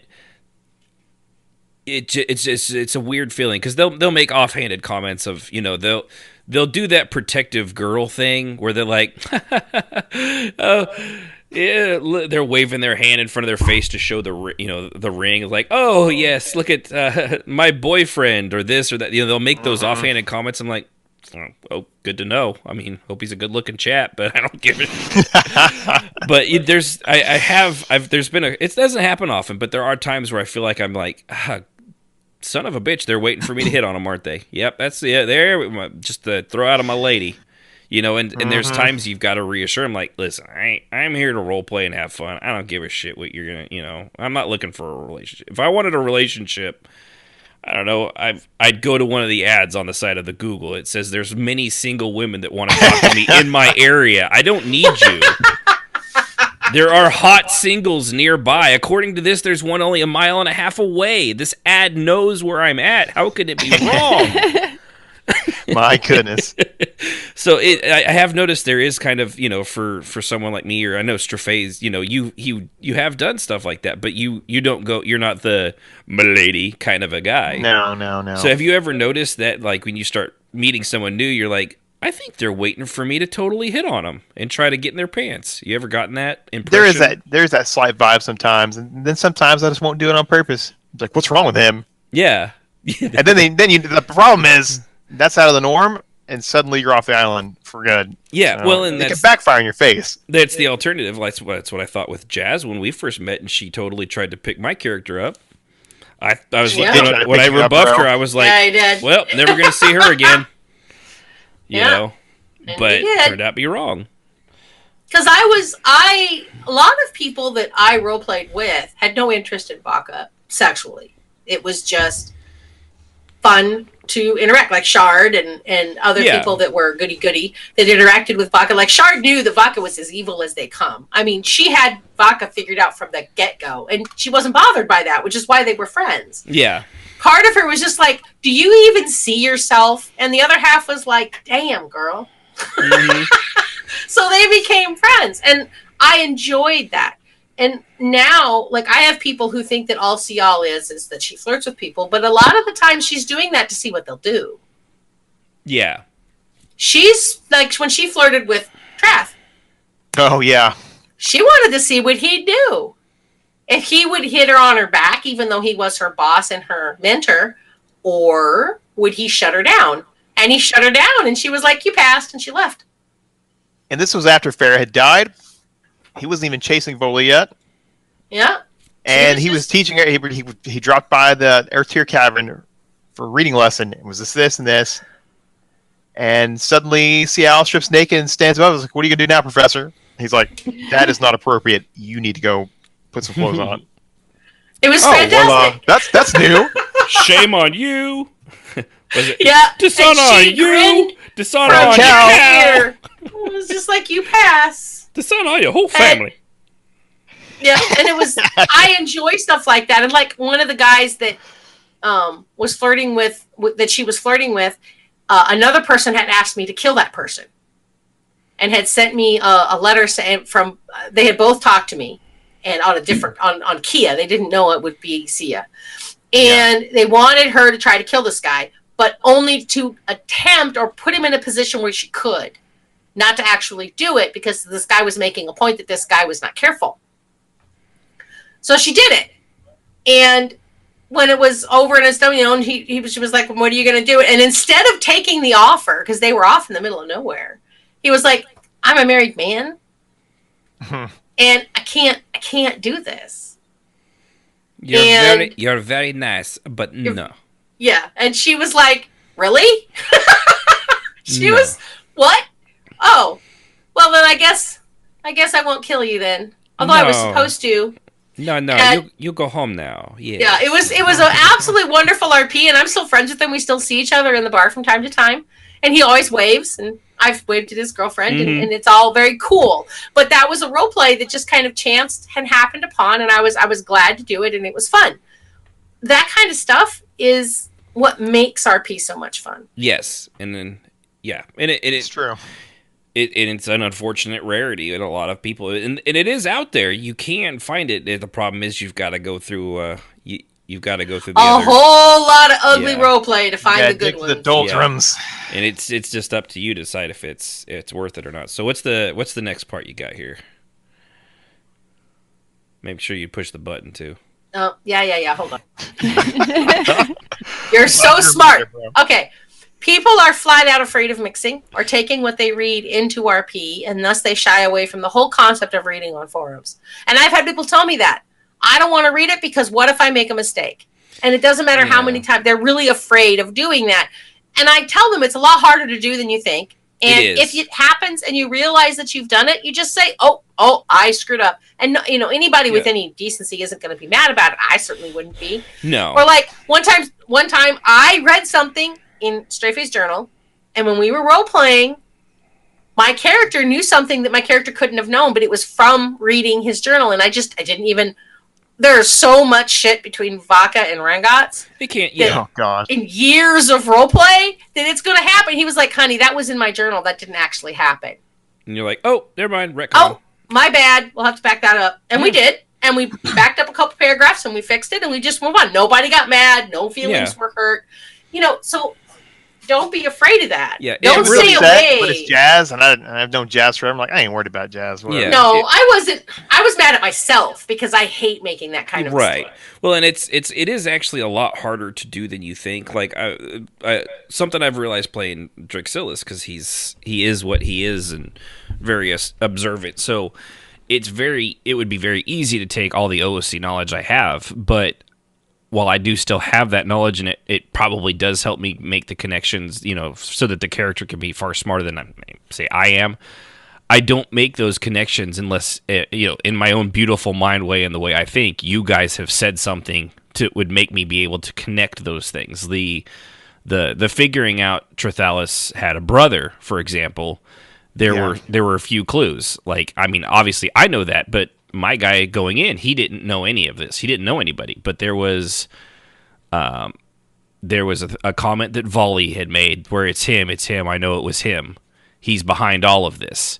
And that was all the stuff said between her and Trat. Right. And he was just happened to be there, and he played, you know, he quickly played it down.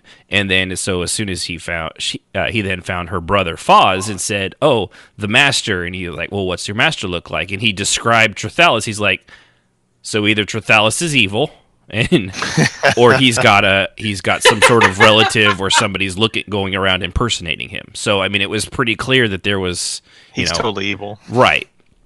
That, you know, either he was Jekyll and Hyde, or there was a dark, you know, a brother or relative out there that looked close enough that would just happen to look exactly the same. So there were those cues, you know, and the other way to do that is I came up with like three different possibilities. It wasn't the instant like, oh, well, clearly he has an evil twin brother. You know, it was he's he's playing both sides against the middle, and he's betraying he almost got his wife killed. Seemed very unlikely. Or, someone was impersonating with illusion magic, or it's some sort of actual blood relative. Those were his three theories, and, that's how you came about that. It really wasn't that hard to come up with. You just have to pay attention. You're just deducing what you know. Yeah.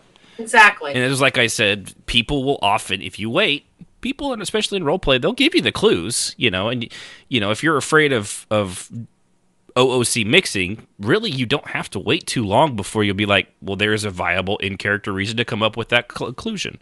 You really can. It's not too bad. So if people are afraid of that, don't worry. You're missing out on something good. Yeah. Just make sure you're paying half a bit of attention, and you'll be like, oh, I read that in the journal most of the time. Well, I think a lot of times people are like tabbed out to either doing other things, and they miss a lot of stuff. Mm-hmm. And they're not paying attention anyway, which is why they're always confused. Mm-hmm. What? Or they're in voice all the time. The voice one, yeah. I think that gets a lot. Yeah. I think that's far more distracting to people than they believe. I agree. I think so too. Last reason, one of the last reasons that people don't use web pages is many people are, and I say this believe it or not because I've had people tell me, what? Because most of us who use forums and are familiar with forums are like, they're easy. Or were they playing on computers and video games all day long? Right. I have been playing on computers and video games since I was 15 years old, in one form or another. To me, computers are the same as clipping my nails with a nail clipper. It's part of my life. So only I have a hard time understanding. Yes. I have people who tell me that web pages are confusing and they don't like forums because they don't understand them. And my mind goes blink, blink. What? How old are you? Because they're like 25, 30 years old. And I'm like, but you've had computers longer than I have. How do you not know how to use a forum? So I had a very unique existence, and it's hard for me to grasp why somebody wouldn't know what a forum is. But people are very intimidated by forums, and that's why I've tried to make the forum as I've gotten older. You remember what our old forums were like? Clusterfuck. They were hard to navigate, even for anybody who was good. Yeah. I've gotten to where I've tried to make it as simple as possible to navigate, so it doesn't overwhelm people. Yeah, your old ones made the Beautiful Mind look like, Jack and Jill.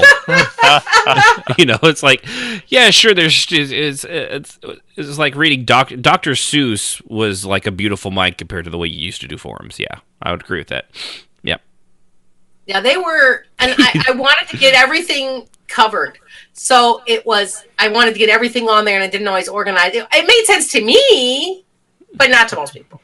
So yeah, I've learned how to streamline things. Well, I'm glad it made sense to you, Russell Crowe, because nobody else got it. I was about to say. But you've definitely gotten better and more succinct. Of course, it's also a lot easier now because people hardly use them.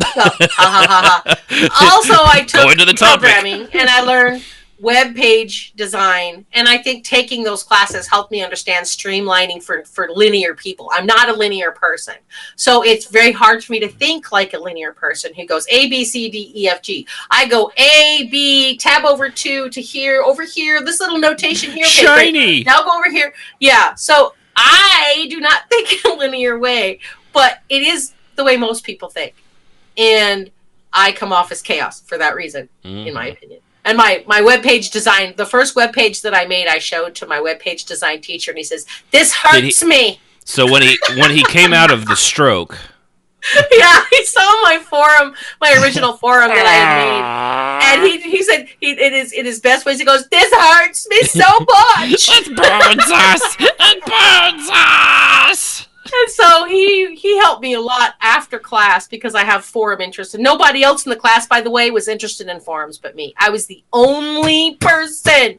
So slam that desk hard, Jazz. We'll just have the old broad and teach you. Yeah. So I ended up teaching a subclass on forums after I graduated that class. So that was cool because I understand forums now. But I think most people are overwhelmed.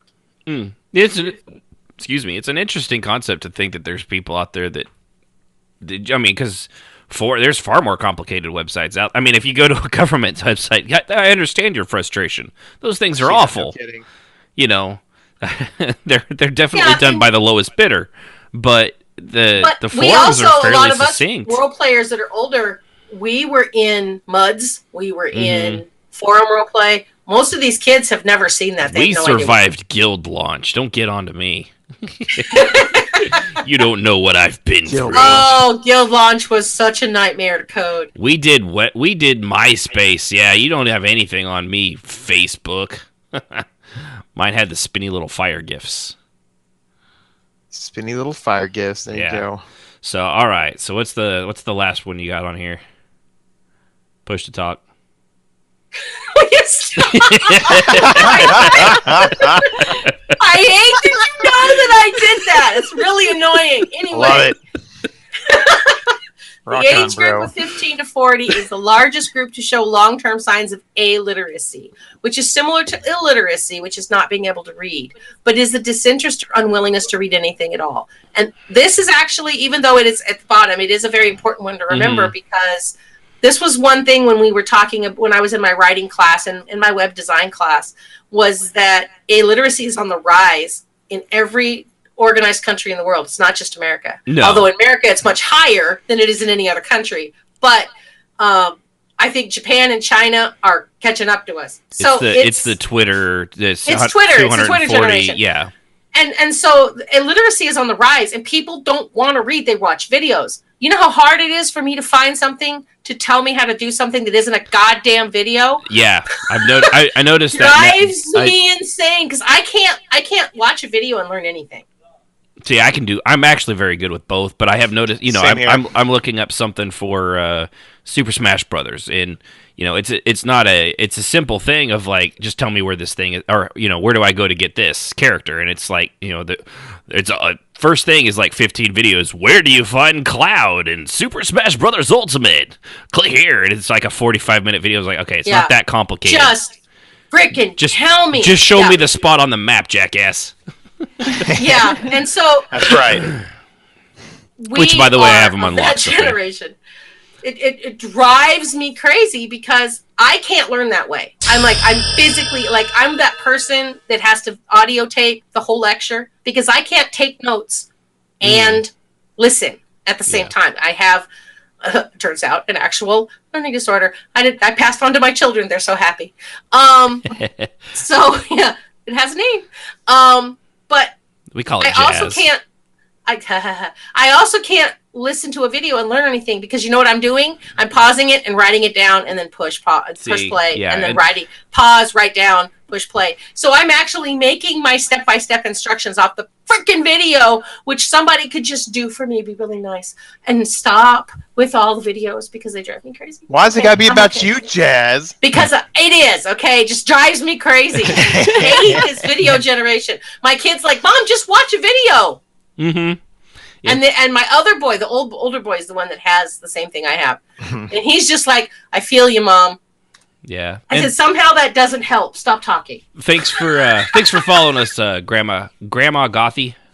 Woohoo! Go Grandma Gothy! Appreciate it. But yeah, no, it's I mean, I know in high school, man, I hated reading. I could read. I knew how to read. I knew of reading.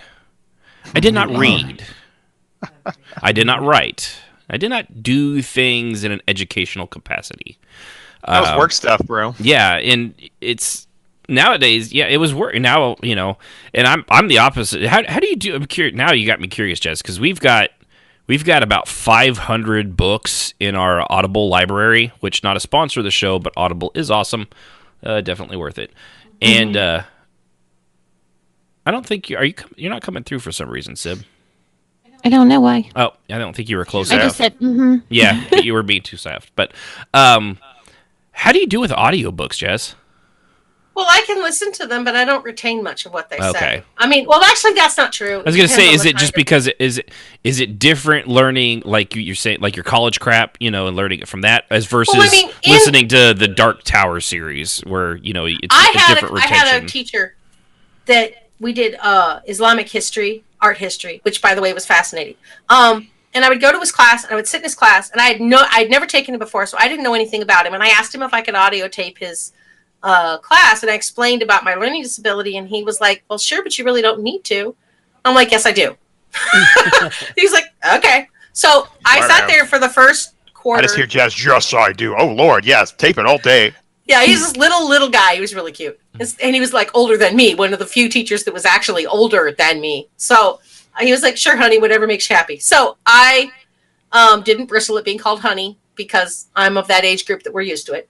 You got a supervisor that does Obviously, that too. you just bristled, though.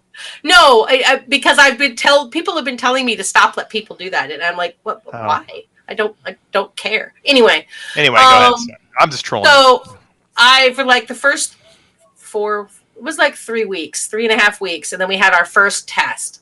And 2 days before the test, he hands us the outline of everything he'd covered. Literally. In outline form. And I'm looking at it. I have been taking notes diligently every night for 2 hours on this class because if you've ever taken an art history class, there's a lot of information in those there classes. is. Mind-numbingly boring, right? Yeah, it's not boring, but it is incredibly detailed to me. I love art history. It's a lot of stuff to remember. That's the only part of it. And all these pictures and letters and dates, right? And then he says, you may bring in one, not the little note cards, but the big note cards, the bigger ones, right. you know? You can bring one of those in, written on both sides of the paper, with anything you want on it. And that's it. And I was like, are you kidding me? I can bring the answers to the test? Did he mess up? I aced that motherfucking class. It's college. Of course you can get away with it. I was amazed. It was hard. His questions were hard, and you did have to know your shit. And of course, the process of writing in 2mm handwriting. Yeah. And I feel bad for people who can't cursive, by the way, because that would be really hard to print everything. It's sad that they don't. But I cursived that whole thing, and this girl looked at it, and she goes, "How can you read this?" I'm like, "What do you mean?" She says, "It's just gobbledygook." I said, "No, it's writing." The lead artist at work sees me writing cursive like notes during meetings and like when I'm doing tasks. He's like, dude, you're writing cursive. I was like, yeah. He's like, I don't even do it anymore. I don't even know if I know how. Like, he's not hard, bro. He looks at you like you're like some sort of, dear Margaret, the wind and the rain every time it falls makes me think of you during this long, arduous meeting. I, unfortunately, will not be able to see you for many, many months as I am going to be forced to artistically and virtually draw a Humvee for future games. I've actually built a Humvee. Anyway. That's where I got that one from. But yeah, it is. I've actually heard some sad, scary theories on the not teaching cursive and things like that. And I taught all my boys cursive. I think some of it's in the conspiracy realm, but at the same time, even if that's not the end goal or some, like that's how the Illuminati wants it to happen, it's still going to end up being in the same result of you're not going to be able to read things from the founding fathers in their own words, or old British poets from across the sea, or things like that. Because it's awesome know how to read it. But anyway, I aced that class, and then I had another class that she wouldn't let us write down anything. The no-note cards, you had to memorize everything, and I spent hours redoing everything that she said. Yeah. But like but the more the point of this was because after I knew I could do that, I just sat in his class and listened and didn't write anything down. And I learned something. That was one of my first classes that I took when I went back to school. And I learned that I actually learned more by not worrying about note-taking. By just paying attention to everything that was being said. And I started doing that in all my classes, and I ended up on a full ride by the time I graduated, and I graduated with honors. Yeah. Because I finally figured out what I needed to do to retain the information. So maybe an audiobook would be fine for me. Yeah, you should try it. They're great. They're great too, especially with you driving around. But yeah, I love them just because I can, while I'm at work, listen to anything and everything. And I listen to podcasts, audiobooks. Podcasts especially. Like this one is a great one to listen to. I listen to us at work, and it's hilarious. Makes the day go away. Yeah. So, all right. So we have a quick thing before we run down here. Ways to try and help encourage website view and journal story writing on the site. Well, one of the things that I started doing because threatening didn't work. And she tried. We tried, but it doesn't work. I said, you know what? I don't care. Don't come. It's fine. We'll just do this without you. Wow. And people get curious because they hear it's passive aggressive. It's ridiculous, but it works. When a woman And says it gets fine, people- man, you know what that means. It's not fine. It's So not we fine. offer rewards. We used to offer a reward. You got a certain number of points, which you could turn in for things that you could buy from the guild for posting profiles and journals. And we also had incentives. Unfortunately, our officers couldn't do that because they had to come to the website. But Thanks. Jazz, I came all the time. how do you live with him? It's a challenge. No, I'm just saying I visited that website all the time. I was always there. It's a challenge. Yeah. I challenge myself every day. I know. I go to the website even now, every single day. I came there sometimes multiple times a day.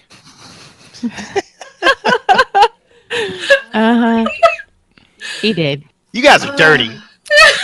I don't know what you guys are. I don't understand. I'm just saying I went to the website all the time. I'm sorry. I'm being awful. I don't know what are you reading more into this than I'm inferring? I mean, all right, whatever. Anyway, so talking about the site, talking about using the site, saying I have a profile, or I wrote in my journal and it was really cool because I got to develop something with Strafe. And you talk to people about that, they're like, we have a site? Yeah, it's in the guild message, and it's in that thing right that there. pops on your screen every time you log in. Yeah, Every single time you log in. that poor desk. Dang, man. I feel like we need to call like DHS or so. Oh wait, they're closed down. Never mind. When they said that exact same quote in Silver Circle days, I would say you are instantly in trouble, and here comes the Jazz Steamroller.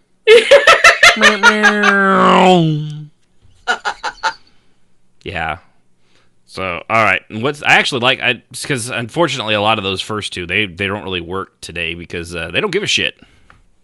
Yeah, that's not going to really don't do it. So the last one, however, but the last part does work because it makes them curious and they want to come see. So, by the way, free plug: Shadows and Dreams at engine.com. Come see us. Learn. It's a trap. Don't do it. It's not a trap. All of the profiles Totally a trap. are posted. So if somebody does a search for one of your characters and you have a profile on our site, it will pop in Google. So people can get to the site even if they're not part of Engine, and they can read profiles. So that gets a lot of people to come, if for nothing else, just to put a profile up of their character that they want people to see. So that is probably the main reason people use our site. You know, I don't think Trath has a profile on that site. I know Drax I am Illis aware. I know Drax does it, but I haven't made one. This for is him, an outstanding troll, mind you. Mm-hmm. Yes, it is. I know it is. You are bad. You know that, right? You are bad. Hey, You're just bad people. You're this bad. Why do you want to be good? Listen. Wow. It All you can feels do it for so Christmas. good to be so bad. I'm too good to have that stupid profile. Dead silence. I love it. She probably forgot to put push to talk. This is true. I forgot about that one. I hate you. I also hate push to talk with a passion. I'm never using it again. Welcome to my old bonds. I don't miss it. Mm-hmm. Mm-hmm. So that kind of covers it for everything that we had here. The end thing is, if you're not doing stories and journals and things like that, and you never have, give it a shot. I mean, and actually, I guess we should cover one other thing that we didn't put on here. Don't be that self-conscious. I know a lot of people, Sib, especially his most recent, get super. They get really, really nervous about quote unquote publishing anything online. They feel like it's not good enough. They don't feel like they're up to stuff. They read people that have been doing it for, years and years and years, and like, well, mine's not nearly as good as that. Well, you're a shitty judge of your own work, so don't go off of what you think it is. Yeah. Your stuff is really good, by the way, Sebs. Stop Thank doing you. that. Yeah, it's adequate. Well, it's definitely adequate. I just get really nervous, and people are really supportive. Mm-hmm. I will say, ever since I started writing, I have had nothing but good support. Yeah, and are there those everybody. people that are going to say something shitty? It does happen now and then, but especially in role play, it is actually, when it comes to people that write journals and things like that, it is extremely rare, especially if you post it on like community hub forums. Those places, if somebody does something like that, they get an earful and they get in a lot of trouble for things like that. And, they do. Most people are, especially at the community sites, they're very, very supportive because there's people that, man, they're at work, all day long, and they read those things. They'll read them and read them and read them, and they read everything that comes on there. It's a great place, and it's also a place where if you are trying to get better and you actually do want to critique, now remember, if you ask for a critique, make sure you are ready to be critiqued because there are some people out there that are really good at that stuff, and they're not going to be negative or mean about it, but they will do what someone critiquing and they'll do what an editor would do, and it is point out every minor mistake, which is what that's supposed to be for. That's what you're asking for. I mean, if somebody asks me for critique, I ask them at least 3 times. Are you sure? Yeah, because I will be honest. Yeah, exactly. And I actually had that happen with somebody who was like, I want to show you my book and I want you to tell me what you think. Are you sure about that? Are you really sure about that? Are you really? Quit asking me. Okay. So I read it and I was honest. And she was really pissed at me for about 4 months. Yeah. And I felt bad. But she needed to know that she was just... Yeah. And again, she felt bad. She keeps laughing maniacally. I felt horrible. I did feel bad, and she's not bad. That was trolling. It just needs improvement. Yeah. Nobody comes... But she just didn't connect her facts well, and she was trying to combine too much at once. Mm-hmm. And you really need to stick with what you know. And I told her that the most important thing when you're writing about something is to write what you know. Yeah. Like what you know.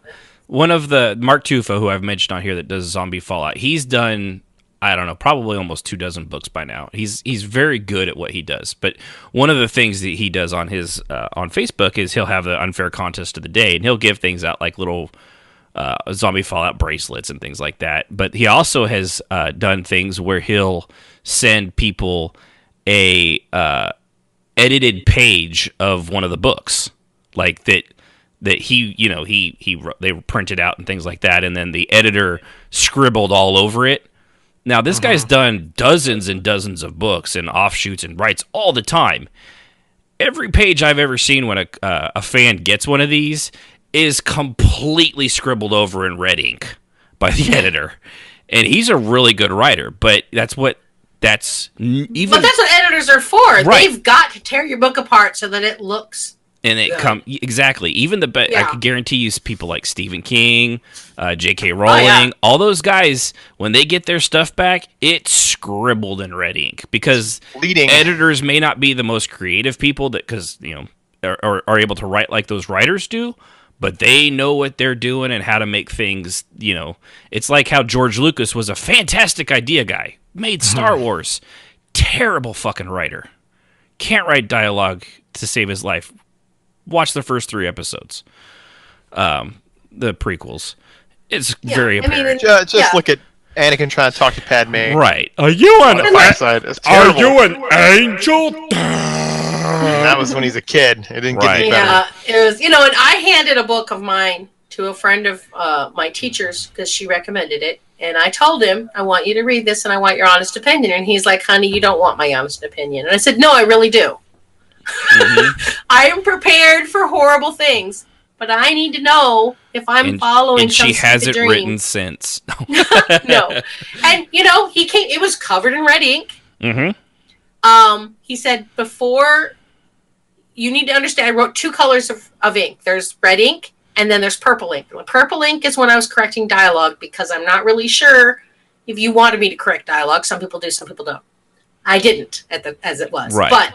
They're very colorful pages. But he was hard on me. And you know what? If he had never done that, I don't think I ever would have known. You wouldn't have improved where all your little mistakes are at. And I improved 300% since I gave him my manuscript. But the most important thing that he told me was, which is what I told this girl who was so hurt by what I said, you are not bad at this. Yeah. This is a good story. It has good imagery. You're very good at imagery. You need to stick with that. Stop trying to do shit you don't know anything about. Yeah. Focus on the things you do. Yeah. I told her that. He told me that. He said, stop doing this. Get it out of Earth. Because, and the thing was, is I didn't listen to him on that when I did try to get it published, and it was a good manuscript by that point. The only thing that killed me was because they didn't feel that the story belonged on Earth. Mm-hmm. Which is what this man told me 6 years before. And I beat my head on the wall because I should have listened to him. And now I'm remaking a world to insert into this book and rewriting it for this new world. I would have saved myself 10 years of agony if I just would have listened to him in the first place. Right. Yeah. So there you go. Look what you did, Jazz. But, but that's the thing, and if you're going to, don't ask for a critique until you're ready. Because they can be brutal, brutally honest, not like, you should give up, that kind of thing. But no, you don't want to be that guy. Don't be afraid. Don't be shy to try it. You don't know. You might surprise yourself, and you might be. There is a sense of accomplishment every time you hit that post button. Like, hey, I wrote. Especially these days. One other real quick tip. Don't write it actually on the forum, because if somebody hits a button, or you've been typing on it too long, and then you hit post, and there's an error on the website, you've lost it all. Do it on Google Docs, Microsoft Word, anywhere else, and then copy and paste it. Do it in text. Do it in Notepad. It does not matter. Do not write on that fucking forum. Forums. Yeah. Oh my God. I wasted so much time. If it's over a paragraph, sure, go ahead. You'll probably be done, before you know it. But if it's a story, or even a page, I've just like you guys. I don't know how many pages, probably hundreds of pages I've lost before I got that through my thick fucking skull. Yeah, me too. But so try journals, try stories. Don't be afraid. Try, challenge yourself. It's all right. You might. It is a lot of fun. It's you really might surprise yourself. So, all right. Well, we've gone a little, not too long because we started a little late, but that's all right. So, appreciate everybody tuning in. Hopefully, that was a good one. Remember, if you've got any ideas, I think next week we're gonna have one from a listener to show topic. Excuse me, got the hiccups right there at the end. So if you got any of those, you can contact us at rpmmoradio@gmail.com if you want to do that. Really the easiest way is over at Discord, rpmmoradio.com/Discord. Join our Discord server. You'll see us all at the hosts right there at the top, so if you want to send it to us on an individual basis, or you want to just tag everybody in the Discord, that's perfectly cool and acceptable. Twitter, we're over at Twitter, and Instagram, Facebook, all those kinds of places. Just join us, help us follow around there. The Twitter one, for sure, it always lets you know when the podcast goes up, because they are connected. So the minute I click that publish button, Twitter will let you know that the podcast is up. Although it may take, at least on Podbean, it may take a while to cycle over to Apple, because they are so fast and so good. But, all right, well, with that, remember, everybody, to tune in next time when we go over halflings and why the majority of them are, in fact, illiterate. They cannot read. It is very sad. One of the tragedies of Lord of the Rings. So, appreciate everybody. I, of course, am one of your hosts, and I want to thank my crew, Jazz, Sib, and Strafay. Hopefully Uni will be with us next week. She just had she's a little under the weather, so we hope her and Rahana are both starting to feel better. Prayers and good, happy, smiley thoughts towards both of them.